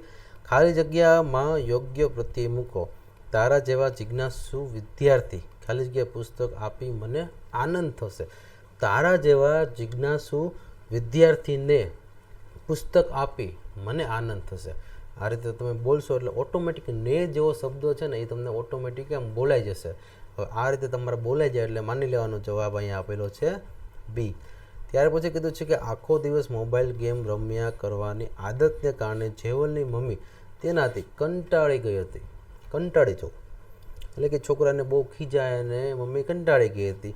લીટી દોરેલા શબ્દને સ્થાને એના જેવો જ અર્થ દર્શાવતો જે રૂઢિપ્રયોગ આપેલો છે તે તમારે ઓળખવાનો છે. કંટાળી જવું, એના નીચે તમને લીટી આપેલી છે. દોડી આવી હતી, આનો અર્થ એવો કંઈ ન થાય. કપાળે કરચલી પડી ગઈ હતી, આ પણ એવું ન થાય. હેપતાઈ ગઈ હતી, કંટાળી જવું હેપતાઈ જવું બે અલગ અલગ છે. પણ વાજ આવી એટલે કે વાજ આવી ગઈ, એમ કંટાળી ગયા, વાજ આવી ગઈ, જવાબ થશે સી. ત્યાર પછી કીધું છે કે વિલોમ શબ્દ કી ગલત જોડ પહેચાની, એટલે કે વિલોમ એટલે વિરુદ્ધાર્થી અને ગલત એટલે ખોટી જોડ તમારે વિરુદ્ધાર્થીની ઓળખવાની છે. એટલે કે બંને શબ્દ સમાનાર્થી હોય તેવો શબ્દ અહીંયા ગોતવાનો છે. હવે જો વિરુદ્ધાર્થી શબ્દ હશે એ આપણો જવાબ નથી, આપણે વિરુદ્ધાર્થીની ખોટી જોડ ગોતવાની છે, એટલે કે સમાનાર્થી સાચી જોડ ગોતવાની છે. હવે જો અહીંયા તમને બડા છોટા એટલે આ બંને વિરુદ્ધાર્થી શબ્દ છે, એટલે કે આ નહીં આવે, આપણે વિરુદ્ધાર્થીની ખોટી જોડ ગોતવાની છે. સચ જૂઠ આ બંને પણ વિરુદ્ધાર્થી છે, એટલે કે આ બંને પણ નહીં આવે. ત્યાર પછી કીધું છે કે નેક અને બેઈમાન, તો આ પણ વિરુદ્ધાર્થી છે, એટલે કે સી પણ નહીં આવે. તો હવે પાસ અને સમિત બંને સમાનાર્થી શબ્દ છે, એટલે કે આ વિરુદ્ધાર્થીની ખોટી જોડ થાય છે, એટલે જવાબ આવશે ડી. ત્યાર પછી જોઈએ મહેશ ખા રહા હૈ, પ્રશ્ન વાક્ય બનાવતી વખતે રેખાંકિત શબ્દની જગ્યાએ કયો વિકલ્પ આવશે? એટલે કે આમાં એમ કીધું છે કે મહેશ ખા રહા હૈ, મહેશ જમે છે, એટલે કે કેસે ખા રહા હૈ એવું કંઈ ન થાય. કોણ ખા રહા હૈ, હા ભાઈ આ થાય. મહેશ કોણ ખા રહા હૈ, તો કે મહેશ ખા રહા હૈ, તો બંધ બેસી ગયું, જવાબ આવશે બી. તમે ખાલી આવા વાક્યમાં ખાલી 4 થી 5 વાર એને ખાલી રિપીટ કરો ને તોય આવડી જાય, સમજાઈ ગયું? એટલે આવી રીતે તમારે ન ખબર પડતી હોય ત્યારે આવું લોજિકલ તમારે વિચારવાનું, એટલે આવડી જશે. કારણ કે આમાં ખોટું પડે તો કંઈ માર્ક તો કપાતા નથી. કદાચ તમે આવું લોજિકલી વિચારો અને સાચું પડી જાય તો વિદ્યાર્થી મિત્રો આપણે ઘણા બધા માર્ક પ્લસ થાય છે. એટલે કે લોજિકલી આપણે ઓલરેડી નવોદય બાલાછડીની તૈયારી કરતા વિદ્યાર્થી હોય તો એનું લોજિકલી માઇન્ડ બહુ પાવરફુલ હોય, તો તે આ રીતે પણ જવાબ આપી શકે છે. લિંગ પરિવર્તન કીજીએ બાઘ, એટલે કે બાગીન, જવાબ આવશે ડી. दिए गए वर्णों का उपयोग करके कौन सा शब्द नहीं बनेगा, એટલે કે અહીંયા જે અક્ષર આપેલા છે તેમાંથી આપણે બધા અક્ષરને જોડી તો આમાંથી શું નહીં બને, નહીં બનેગા એમ કીધું છે ને, શું નહીં બને. હવે જો અહીંયા કમલ એટલે કે ક મ અને લ આપેલો છે. કલર તો ક લ અને ર આપેલો છે. પરમ આપેલો છે. તો વિદ્યાર્થી મિત્રો અહીંયા જોઈએ તો ક સ મ, તો ક પછી મ આપેલો છે પણ સ નથી આપેલો, તો વિદ્યાર્થી મિત્રો અહીંયા જવાબ આવશે ડી. ત્યાર પછી જોઈએ તો ગલત મુહાવરે કી જોડ પહેચાનીએ, એટલે કે નેક રાસ્તે પર ચલના. નેક રાસ્તે પર ચલના એટલે ગલત રાસ્તે પર ચલના ન થાય, તો આ ગલત જોડ થઈ, એટલે કે ખોટી જોડ થઈ, જવાબ આવશે એ. વિશેષણ પહેચાણીએ, ગિલાસ મેં થોડા દૂધ હૈ, હમણાં જ આપણે આગળ જોયું તો વિશેષણ એટલે કે નામના અર્થમાં વધારો કરે ને આપણે પેલા કાળા રંગની નીચે લીટી કરેલી હતી તો કાળા, એમાં વિશેષણ કીધું હતું. એ જ રીતે પાછું ઊંધું પીધું છે. હવે વિશેષણ તમારે આમાં સામેથી કહેવાનું છે.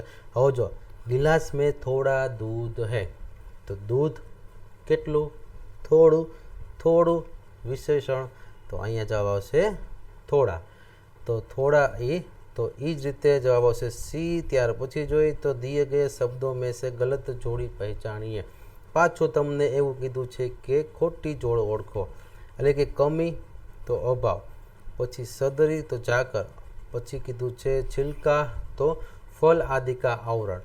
હવે જો અપરાધ અને ઉપવાર આ બંને વિરુદ્ધાર્થી શબ્દો થાય, તો વિદ્યાર્થી મિત્રો કમી અભાવ સદરી ઝાકર આ બધા સમાનાર્થી શબ્દો જેવા છે, પણ અહીંયા અપરાધ એટલે ગુનો કરો ને એની સામે પાછું ઉપકાર આપેલું છે એટલે એનું ઊંધું આપેલું છે, એટલે કે અહીંયા ડી એક ખોટી જોડ થશે આપેલા 3 કરતાં. ત્યાર પછી જોઈએ તો વચન બદલીએ, કેલા, તો કેલાનું વચન બદલીએ તો શું થાય, કેલે, એટલે કે એક વચનમાંથી બહુવચનમાં આવ્યું. ત્યાર પછી કીધું છે કે 43, અહીંયા 43માં તમને આમાં 4 ઓપ્શનમાંથી એક પણ જવાબ નથી આવતો, કારણ કે બી ઓપ્શનમાં અહીંયા થોડીક ભૂલ છે, અહીંયા અનુસ્વાર આવશે, જવાબ આવશે બી. ત્યાર પછી જોઈએ તો આંખોं का तारा बनना का अर्થ, આંખોं का तारा बनना એટલે કે बहुत प्यार बनाना એવો એનો અર્થ થાય. ત્યાર પછી જોઈએ તો હેતવીબેન લીલા શાકભાજી બીટ આંબળા ખાય છે, તો તેનામાં કયા તત્વનું પ્રમાણ વધુ હોય, તો વિદ્યાર્થી મિત્રો લોહ તત્વનું પ્રમાણ વધુ હોય જ્યારે આપણે બીટ ખાઈએ છીએ, એટલે કે આપણે, એટલે કે તમે ક્યારેક સાંભળ્યું હશે કે લોહી માટે આપણે બીટ ખાતા હોય છે, તો અહીંયા આવ્યું બીટ. તો વિદ્યાર્થી મિત્રો આ બીટ એટલે કે લોહ તત્વ એમાં વધુ હોય છે, તો તો વિદ્યાર્થી મિત્રો હિમોગ્લોબિન આપણે આ રીતે શબ્દો ઉપયોગ કરતા હોય છે, વધારવા માટે બીટ ખાતા હોય છે, તો જવાબ આવશે ડી.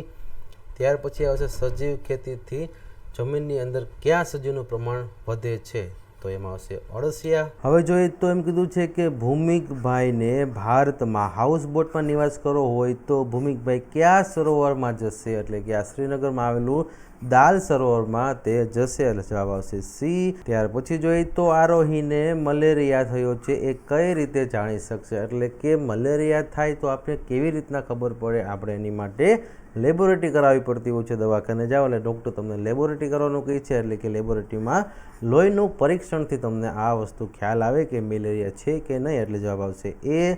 ત્યાર પછી વાત કરીએ તો નીચેનામાંથી કયું રાજ્ય દરિયાઈ સીમા ધરાવે છે, એટલે કે દરિયા કિનારો કયા રાજ્યને અડેલો છે.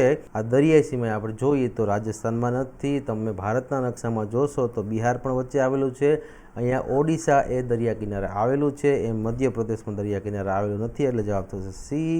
ત્યાર પછી છે બચેન્દ્રી પાલનું નામ શાના માટે જાણીતું છે. આ બચેન્દ્રી પાલ છે તે પર્વતારોહણ છે.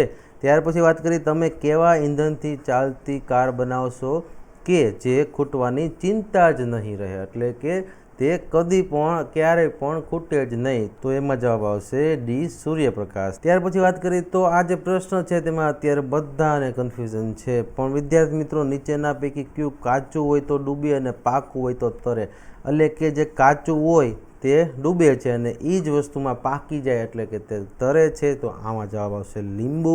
કારણ કે લીંબુને આપણે જ્યારે ગ્લાસ અથવા તો તમે કોઈ પણ પાત્રમાં લીંબુ પાણી ભરેલા પાત્રમાં નાખો છો અને જો કાચું હોય છે તો ડૂબી જાય છે, અને એ જ લીંબુ જો પાકી જાય અને પછી તમે કોઈ પાણી ભરેલા પાત્રમાં નાખો તો વિદ્યાર્થી મિત્રો પાકેલું લીંબુ તરતું હોય છે, તો જવાબ આવશે એ, એટલે કે લીંબુ. ત્યાર પછી વાત કરીએ તો નીચેના પૈકી કયું વિધાન સાચું નથી.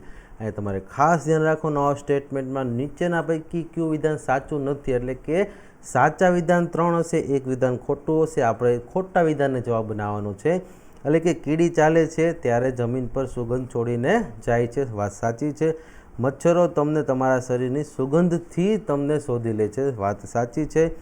રેશમના કીડા હોય છે તે માદા કીડાઓને સુગંધથી ઘણા બધા કિલોમીટરોથી દૂરથી પણ ઓળખી લે છે, પણ અહીંયા થોડું કન્ફ્યુઝન થાય એમ છે ઘણા બધામાં, એટલે કે આ ઘણા કિલોમીટર આપેલું છે તો આ ઘણા કિલોમીટરમાં કદાચ અહીંયા કોકને કન્ફ્યુઝન થયું હશે, પણ આ એક વસ્તુ છે કે રેશમના કીડા જે છે એ માદા કીડાને થોડાક દૂરથી અથવા તો થોડાક દૂરથી એ ઓળખી શકે, વાત સાચી છે. પણ અહીંયા તમને ડીમાં પણ પાછું એવું જ કીધું છે કે કૂતરા બીજા કૂતરાને તેમના પરસેવાથી ગંધ દ્વારા ઓળખી શકે છે, પણ આપણે બધાને ખ્યાલ છે તેમ કે કૂતરા મળમૂત્ર દ્વારા એ ઓળખી જતા હોય છે, પણ અહીંયા પરસેવો લખેલો છે એટલે બધા વિદ્યાર્થીઓને સી અને ડીમાં પ્રોબ્લેમ થયો છે, પણ અહીંયા તમારો જવાબ ડી આવશે. ત્યાર પછી જોઈએ તો ધરતીકંપ આવે ત્યારે શું ન કરવું જોઈએ, એટલે કે ધરતીકંપ આવે છે તો શું ન કરાય, તો જો ખુરશી કે ટેબલ પર બેસી જવાય એ વાત ખોટી છે, એટલે કે શું ન કરવું જોઈએ એ જ આપણે પૂછવું છે, એટલે કે ખુરશી અને ટેબલ ઉપર તમે બેસી જાઓ તો એ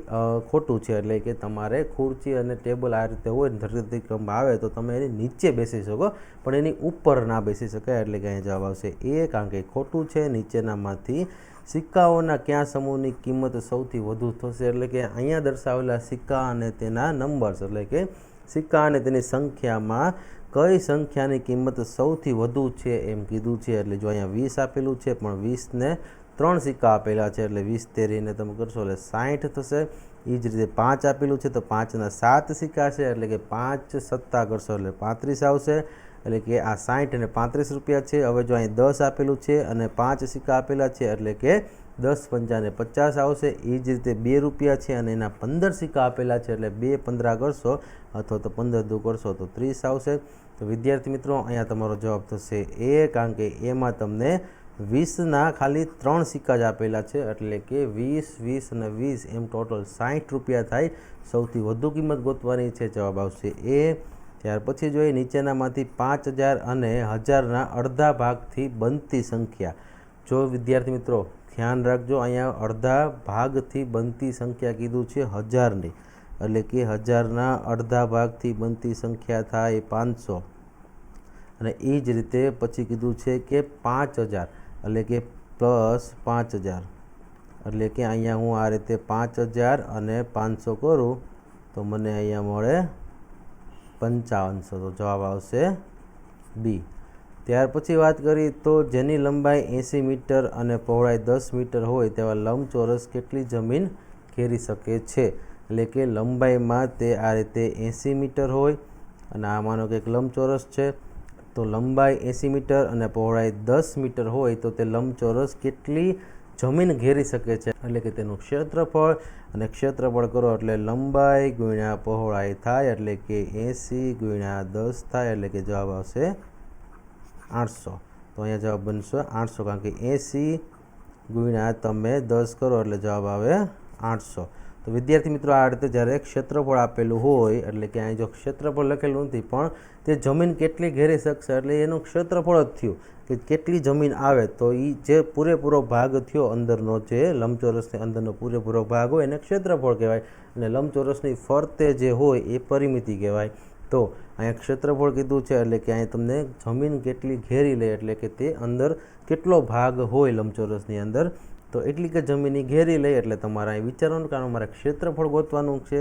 ક્ષેત્રફળ ગોતશો એટલે કે અહીંયા તમારે એલ ગુણ્યા બી કરશો એટલે જવાબ આવશે 800. ત્યાર પછી જોઈએ તો પાઈ ચાર્ટ એટલે કે આપણે જે વર્તુળમાં જે આલેખ દર્શાવેલો હોય, માનો કે આ રીતનું વર્તુળ હોય, આ વર્તુળમાં તમને આ રીતનો આલેખ દર્શાવેલો હોય, તો આ રીતના આલેખ જે આપણે વર્તુળમાં જોઈએ છીએ એ પાઈ ચાર્ટ છે. એટલે કે વિદ્યાર્થી મિત્રો અહીંયા તમારે એમ સમજવાનું કે એક વર્તુળ આપેલું હોય, પછી એને આ રીતે એક કોઈ ચોક્કસ ભાગ દર્શાવેલો હોય, એટલે કે માનો કે આ 70% છે તો અહીંયા અંદરનો 30%, આ રીતનું જે આલેખ આપણે જોઈએ છીએ વર્તુળમાં એ પાઈ ચાર્ટ કહેવાય છે, એટલે જવાબ આવશે ડી. ત્યાર પછી વાત કરી તો 7956 એટલે કે 7956માં 7ની સ્થાન કિંમત અને અંક 5ની સ્થાન કિંમતનો સરવાળો ગોતવાનો છે. એટલે કે 7ની સ્થાન કિંમત થાય 7000, કારણ કે એકમ, દશક, સો અને હજાર, અને એ જ રીતે 5ની સ્થાન કિંમત થશે એકમ, દશક એટલે કે 50. તો જવાબ આવશે, આપણે અહીંયા સરવાળો કરવાનો છે એટલે કે 7050 એટલે કે 70 50 7050 એનો જવાબ આવશે. વિદ્યાર્થી મિત્રો સ્થાન કિંમતનો દાખલો એકદમ ઇઝી હોય છે, તમારે ખાલી બધા સ્થાનને સમજવાના હોય છે. હેમંત પછી કઈ ઋતુ આવે? તો હેમંત પછી આવે શિશિર.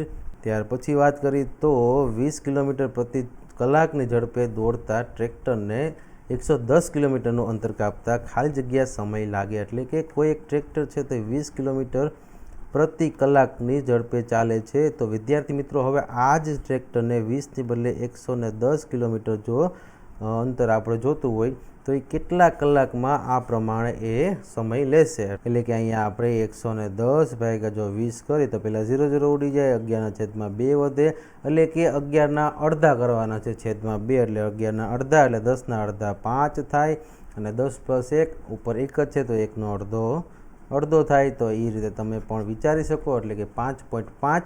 પણ વિદ્યાર્થી મિત્રો અહીંયા 5.5 કલાક છે, તમારે એ સમજવાનું કે આ 5.5 એટલે કે 5.5 કલાક છે. હવે જો એમાંથી 5 કલાક આખી હોય ને એક અડધી કલાક હોય, એટલે કે અહીં જવાબ આવશે 5 કલાક આખી અને અડધી કલાક એટલે 30 મિનિટ, એટલે કે આ 5.5 કલાક હોય તો એમાંથી આ 5 આખી કલાક હોય અને એની ઉપર જે અડધો પોઈન્ટ આપેલો છે એટલે કે અડધો પોઈન્ટ એટલે અડધી કલાક ને અડધી કલાક એટલે કે 30 મિનિટ. તો વિદ્યાર્થી મિત્રો જવાબ આવશે 5 કલાક અને 30 મિનિટ. ત્યાર પછી વાત કરીએ તો અમદાવાદ શહેરના મણિનગર નામના રહેણાંક વિસ્તારમાં લગભગ 2 લાખ વાહનો છે. એટલે કે આ મણિનગર વિસ્તારમાં 2 લાખ વાહનો છે, તે પૈકી ચોથા ભાગના વાહનો 2 પૈડાવાળા છે, તો તેમની કુલ સંખ્યા ગોતો. ચોથા ભાગના જે વાહનો છે તે 2 પૈડાવાળા છે. ચોથા ભાગના એટલે કે પહેલાં તો કુલ સંખ્યા કેટલી છે? તો કે કુલ સંખ્યા તમને 2 લાખ આપેલી છે, એમાંથી ચોથા ભાગના વાહનો 2 પૈડાવાળા છે, એટલે કે ભાગ્યા 4 કરી દેવાના, એટલે કે 4 5 20, અને ઉપરના બધા 0 અહીંયા મૂકી દેવાના, એટલે આ બની જાય 50,000. તો અહીંયા જવાબ આવશે સી. તો વિદ્યાર્થી મિત્રો તમે એમ પણ કહી શકો કે 2 લાખ છે તો તેના ચોથા ભાગના હોય તો એના ચોથો ભાગ એટલે ભાગ્યા 4, એટલે કે ડાયરેક્ટ તમે આ રીતે 50,000 પણ કહી શકો. જો તમારો નંબર સિસ્ટમ કન્સેપ્ટ એકદમ ક્લિયર હોય તો તમે ડાયરેક્ટ આ રીતે મોઢે પણ કરી શકો છો, અને અથવા ભાગ્યા 4 કરી દેવાના. આ તમારી ઉપર ડિપેન્ડ છે, તમને કઈ રીતે વધારે ફાવે છે.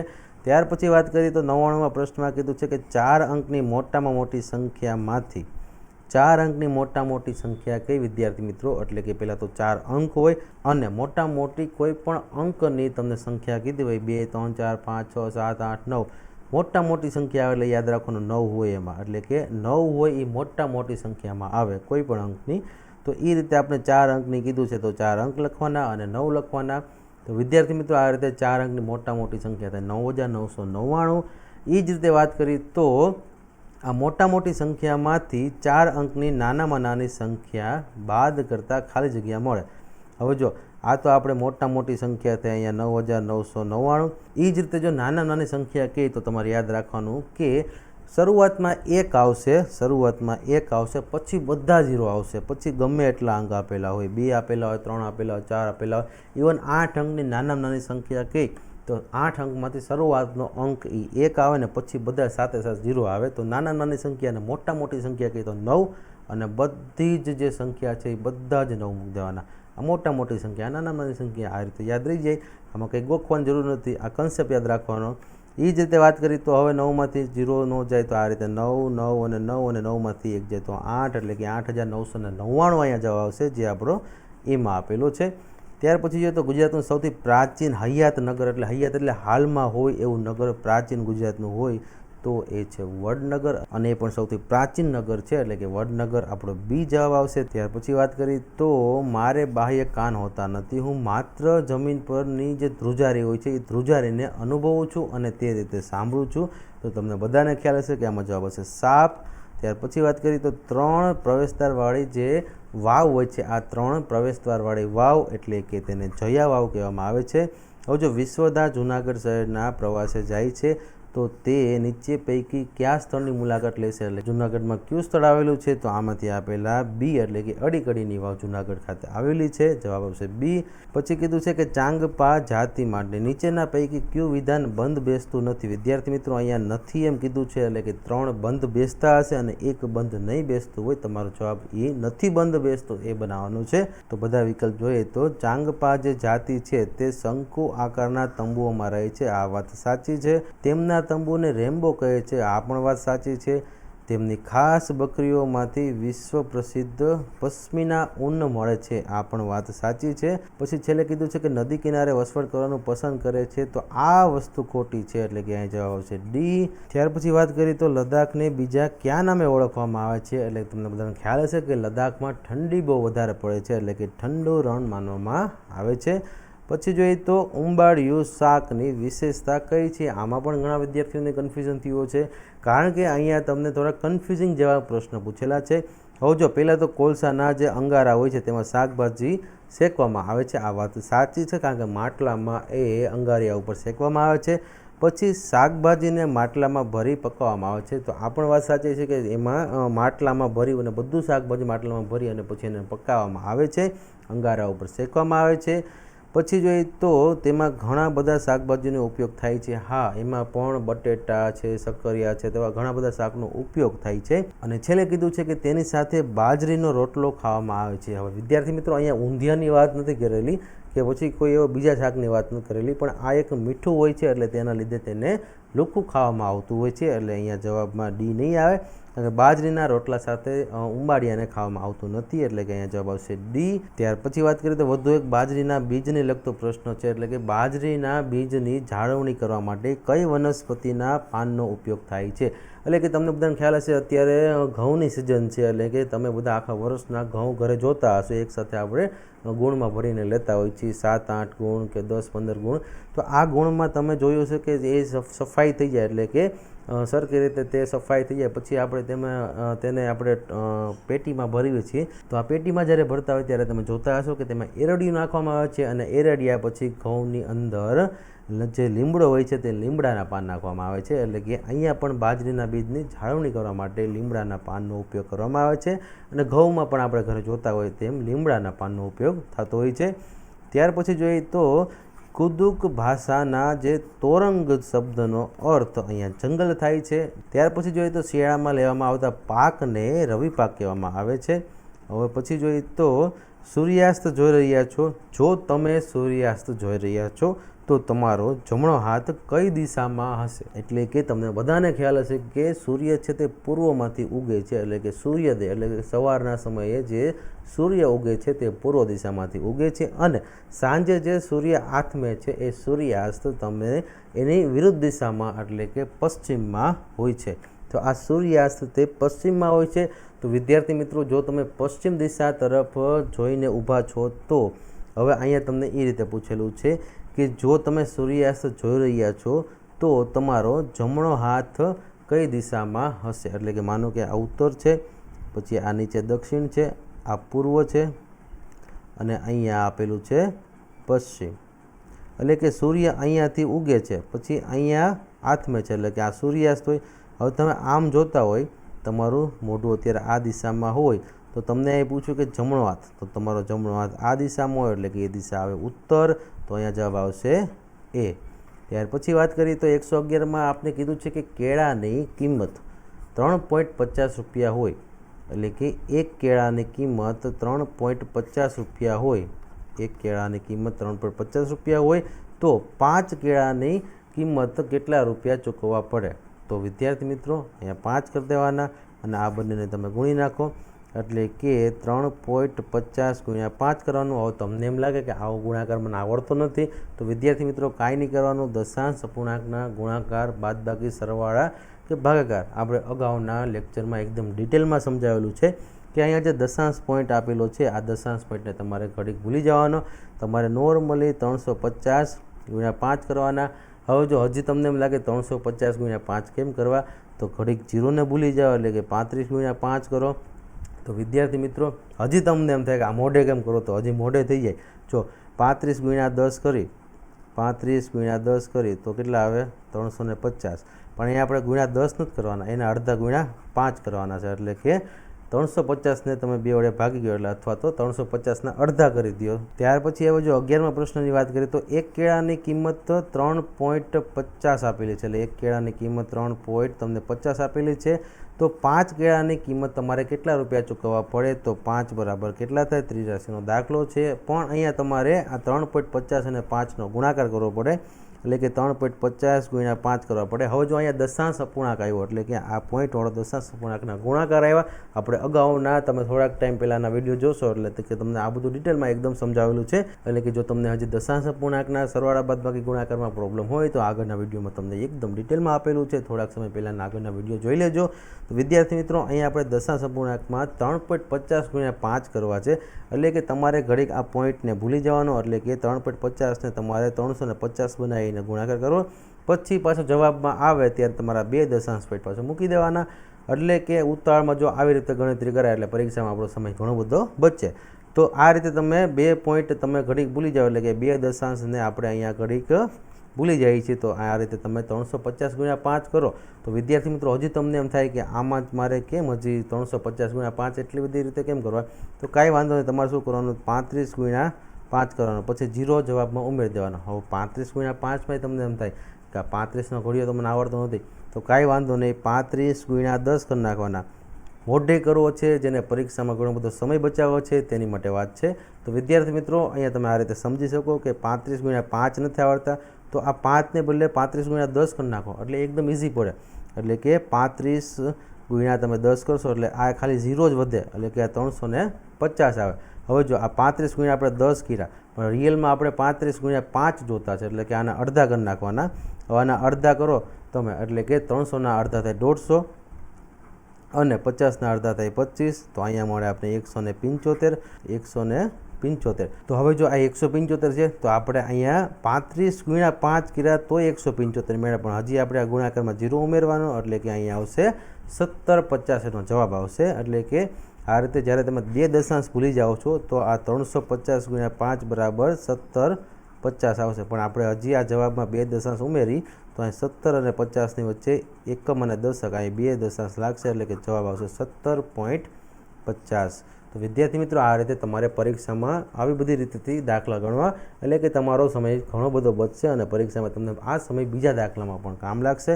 ત્યાર પછી વાત કરીએ તો જો 2 મીટર અને 5 સેન્ટીમીટર એટલે કેટલા મીટર થાય?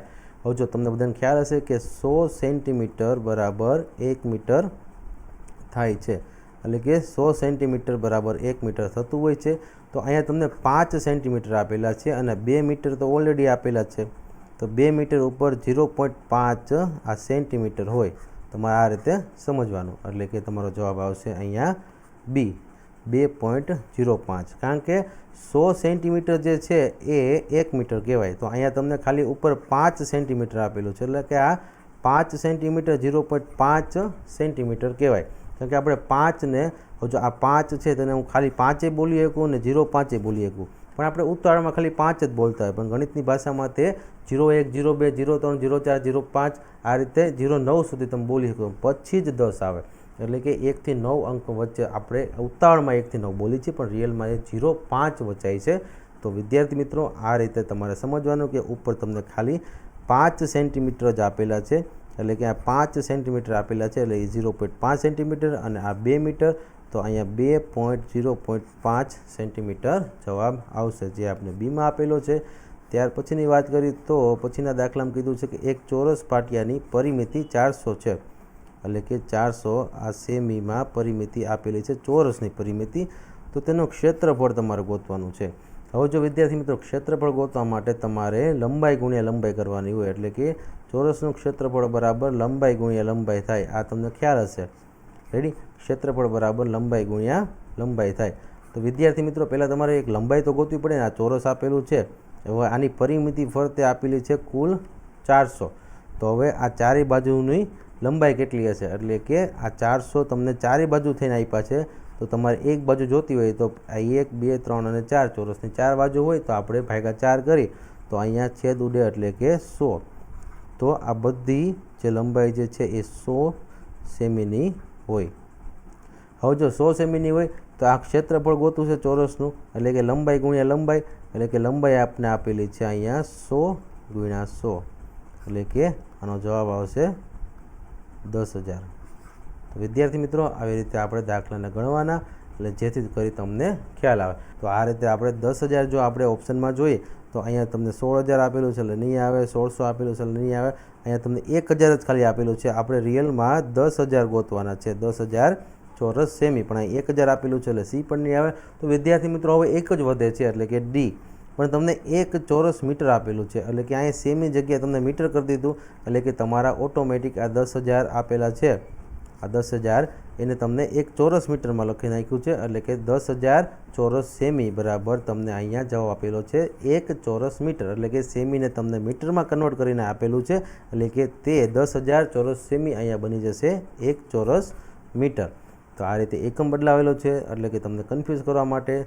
તો વિદ્યાર્થી મિત્રો આ રીતે પણ તમારે સમજવાનું. હજી જો ન સમજાતું હોય તો મને પર્સનલી પણ તમે વોટ્સએપમાં મેસેજ કરી અને પૂછી શકો છો. એક પણ દાખલો કદાચ તમારી સમજમાં ન આવ્યો હોય તો તમે બીજી વાર જોઈ લેજો આ વિડીયો આખો, તો તમે બીજી વાર આ વિડીયો જોઈ શકો છો. અને ઉપરાંત હજી સમજમાં ન આવે તો મને પર્સનલી વોટ્સએપ મેસેજ કરી શકો છો. જો એક ખોખામાં વધુમાં વધુ 24 પુસ્તકો સમાઈ શકે, એટલે કે આ એક ખોખામાં જો 24 પુસ્તક સમાવવાની કેપેસિટી હોય તો આવા 576 પુસ્તકો મૂકવા માટે કેટલા ખોખા જોઈએ, એટલે કે અહીંયા 576 હોય તો પછી અહીંયા કેટલા આવે, તો આ 576 ના તમારે છેદમાં 24 કરી દેવાના.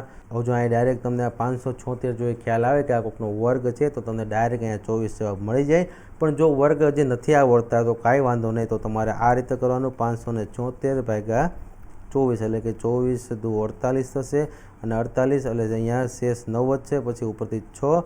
હવે 24 ચોક કરતાં અહીંયા 96 આવે, તો વિદ્યાર્થી મિત્રો આ 0 0 થઈ ગયો, એટલે કે જવાબ આવશે 24. અને એથી પણ ઉપર જો કહું તો જો તમને ખ્યાલ છે કે 24નો વર્ગ જ અહીંયા 576 આપણે છે રકમમાં ગોતવાનું કીધું છે, એટલે કે આ રકમમાં તમને જે પણ અહીંયા માહિતી આપેલી છે કે 576 પુસ્તક મૂકવા માટે કેટલા ખોખા જોઈ, તો 576 તમને ખ્યાલ છે કે 24નો વર્ગ છે, તો ડાયરેક્ટ તમને ખ્યાલ આવી જાય કે જવાબ આવશે 24. ત્યાર પછી વાત કરી તો 4,567,ને અંકમાં કેવી રીતે લખશો. તો વિદ્યાર્થી મિત્રો પહેલાં તો જો તમારે 4,567,ને લખવા હોય તો એકદમ તમને હાવ ટૂંકામાં ટૂંકી રીત કહી દઉં, જેથી તમારો કોઈ પણ સમયે આન્સર ખોટો ન પડે.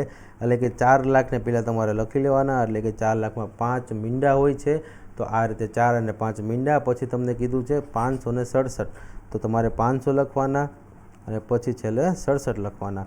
આ રીતે તમે બધાનો સરવાળો કરશો એટલે કે 7, 6, 5, 0, 0 અને 4 એટલે કે આ 4,05,67 આનો જવાબ થશે. તો વિદ્યાર્થી મિત્રો અહીંયા આપણે 4 અને 2 0 પહેલાં આવે છે તો એવો આપણે સીમાં ઓપ્શન આપેલો છે. બાકી અહીંયા ડીમાં તમને 3 0 અને અહીંયા 1 0 આપેલા છે અને અહીંયા એક પણ 0 નથી. એટલે આવી રીતે તમને જલ્દીથી ખ્યાલ આવી જાય અને એક પણ એકદમ પરફેક્ટ આન્સર આવે કે 4 લાખ એટલે કે 4 0 0 5 6 અને 7 જે આપણે અહીંયા સરવાળામાં મળે છે તે. ત્યાર પછી વાત કરીએ તો 8 અને 16ના અવયવ જે સામાન્ય અવયવ છે તેની સંખ્યા તમારે ગોતવાની છે. હવે જો તમને પહેલાં સામાન્ય અવયવ એટલે શું તો કે 8 અને આ 16 બંનેના સામાન્ય એટલે એક સરખા અવયવ હોય તે. તો પહેલાં તો જો આપણે 8ના અવયવ જોઈએ તો 8ના અવયવ એટલે કે 1 2 4 અને 8 થાય.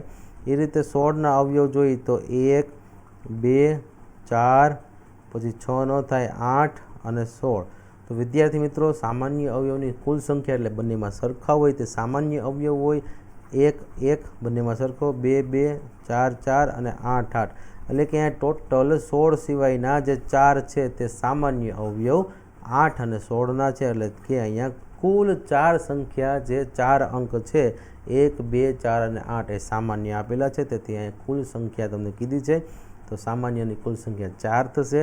ત્યાર પછી જોઈએ તો ઘડિયાળમાં 8 વાગે બનતો જે ખૂણો છે તે ખૂણો કયો કહેવાય એટલે કે ઘડિયાળ છે અને અહીંયા માનો કે આ રીતે 8 વાગે છે તો આ ખૂણાને અહીંયા તમે ગુરુકોણ કહેશો. તો વિદ્યાર્થી મિત્રો આ ગુરુકોણનો ખૂણો બને છે જેમાં ઘડિયાળમાં 8 વાગે ત્યારે રચાતો જે ખૂણો હોય છે તે ગુરુકોણ હોય છે. ત્યાર પછી વાત કરીએ તો 6/10 એટલે 6 અંશ અને 10 છેદમાં આપેલું છે દશાંશ સ્વરૂપમાં રૂપાંતર કરવાનું છે. એટલે કે 6/10 હોય વિદ્યાર્થી મિત્રો તો જ્યારે તમારે છેદમાંથી 0 કાઢવો હોય તો ઉપર એ 0 આવી જશે એટલે કે એક દશાંશ પોઈન્ટ લાગી જાય એટલે કે આ જવાબ આવે બી 0.6. હવે જો છેદમાં 100 આપેલા છે તો ઉપર દશાંશ 2 આવશે એટલે કે 0.06. પણ અહીંયા આપણે ખાલી 10 જ આપેલા છે દશાંશમાં. હવે જો આ 10 આપેલા હોય તો ખાલી એક જ ઉપર મીંડું લાગશે એટલે કે જવાબ આવશે 0.6. એ જ રીતે વાત કરી તો એચ જે મૂળાક્ષર આપેલો છે ઇંગ્લિશમાં એમાં કેટલા ખૂણા બને એટલે કે એક અહીંયા બને એક અહીંયા બને અને આ રીતે નીચે 2 બને એટલે કુલ મળીને 4 ખૂણા બને તો જવાબ આવશે 4. ત્યાર પછી જોઈએ તો હદની લંબાઈને શું કહેવામાં આવે છે. આગળ આપણે ક્ષેત્રફળના દાખલામાં આપણે જોયું હતું કે કોઈ ચોરસ આપેલો હોય લંબચોરસ આપેલો હોય કે કોઈ પણ આકૃતિ આપેલી હોય તેની ફરતે રહેલી જે એની બોર્ડર છે આ હદ એટલે કે તેની આ બોર્ડર છે હદ. તો તેની આ સીમા હદ બોર્ડર તમે કોઈ પણ શબ્દ વાપરી શકો તેને પરિમિતિ કહેવામાં આવે છે. એટલે કે હદની લંબાઈને પરિમિતિ કહેવામાં આવે છે અને એની અંદર રહેલું જે આ બધું જ જે ભાગ છે આ બધો જ ભાગને ક્ષેત્રફળ કહેવામાં આવે છે. તો વિદ્યાર્થી મિત્રો આ રીતે તમારે સમજવાનો જવાબ આવશે સી. હવે જો વિદ્યાર્થી મિત્રો આજના લેક્ચરમાં આપણે CET 2024માં પૂછાયેલા બધા જ પ્રશ્નોને એકદમ ડિટેલમાં અને એકદમ સચોટ આન્સર આપણે જોયા છે. તો વિદ્યાર્થી મિત્રો આવનારી CETની પરીક્ષામાં તમને ખૂબ જ કામ લાગશે અને જો આ એક્ઝામ તમે અત્યારે આપેલી છે તો તમારી માટે આ એકદમ બધા સાચા પ્રશ્નો છે એકદમ સરખા જોઈ લેજો. અને હજી કોઈ પ્રશ્ન ન સમજાણા હોય તો હજી એકવાર આ વિડીયોને પહેલેથી જોઈ લેજો જેથી કરી આવનારી પરીક્ષામાં તમારે આવું જ પેપર આપવાનું છે તો તમને ત્યારે પેપર આપતી વખતે કોઈ પણ કન્ફ્યુઝન ન રહે. અને CET 2023 અને એની પછીનું આ બીજું પેપર એટલે કે CET 2024નું આ પેપર છે એટલે કે આ બંને પેપર તમારે એકદમ સરખી રીતે જોઈ લેવા. આગળ 2023નું પણ પેપર આપેલું છે આ 2024નું પેપર છે. આ જ રીતે હવે તમને 2025ની એક્ઝામ આપશો ત્યારે પણ ખૂબ કામ લાગશે. તો વિદ્યાર્થી મિત્રો જો તમે આ પેપર આપીને આવ્યા છો તો આ પેપર સરખું સોલ્વ કરી લેજો અને હજી તમે આવનારી CET આપવાના છો તો વિદ્યાર્થી મિત્રો આ પેપર અને આગળનું પેપર બંને સરખી રીતે આ બધા જ પ્રશ્નોને સમજી વિચારી અને જોઈ લેજો. તો જો વિદ્યાર્થી મિત્રો આ ચેનલને સબસ્ક્રાઈબ નથી કરી અને તમે નવા છો વોટ્સએપ ગ્રુપમાં જોડાવા માગો છો તો અત્યારે જ આ ચેનલને સબસ્ક્રાઈબ કરી લો. અને તો વિદ્યાર્થી મિત્રો આ વિડીયોને એક લાઇક કરી દેજો અને જો હજી સુધીમાં તમે નવા છો અને આ ચેનલને સબસ્ક્રાઈબ નથી કરેલી તો આગળને બધા જ વિડીયોની નોટિફિકેશન માટે તમે અત્યારે જ આ ચેનલને સબસ્ક્રાઈબ કરી દો. તો નવા વિડીયો સાથે ભેગા થાય ત્યાં સુધી જય હિન્દ જય ભારત.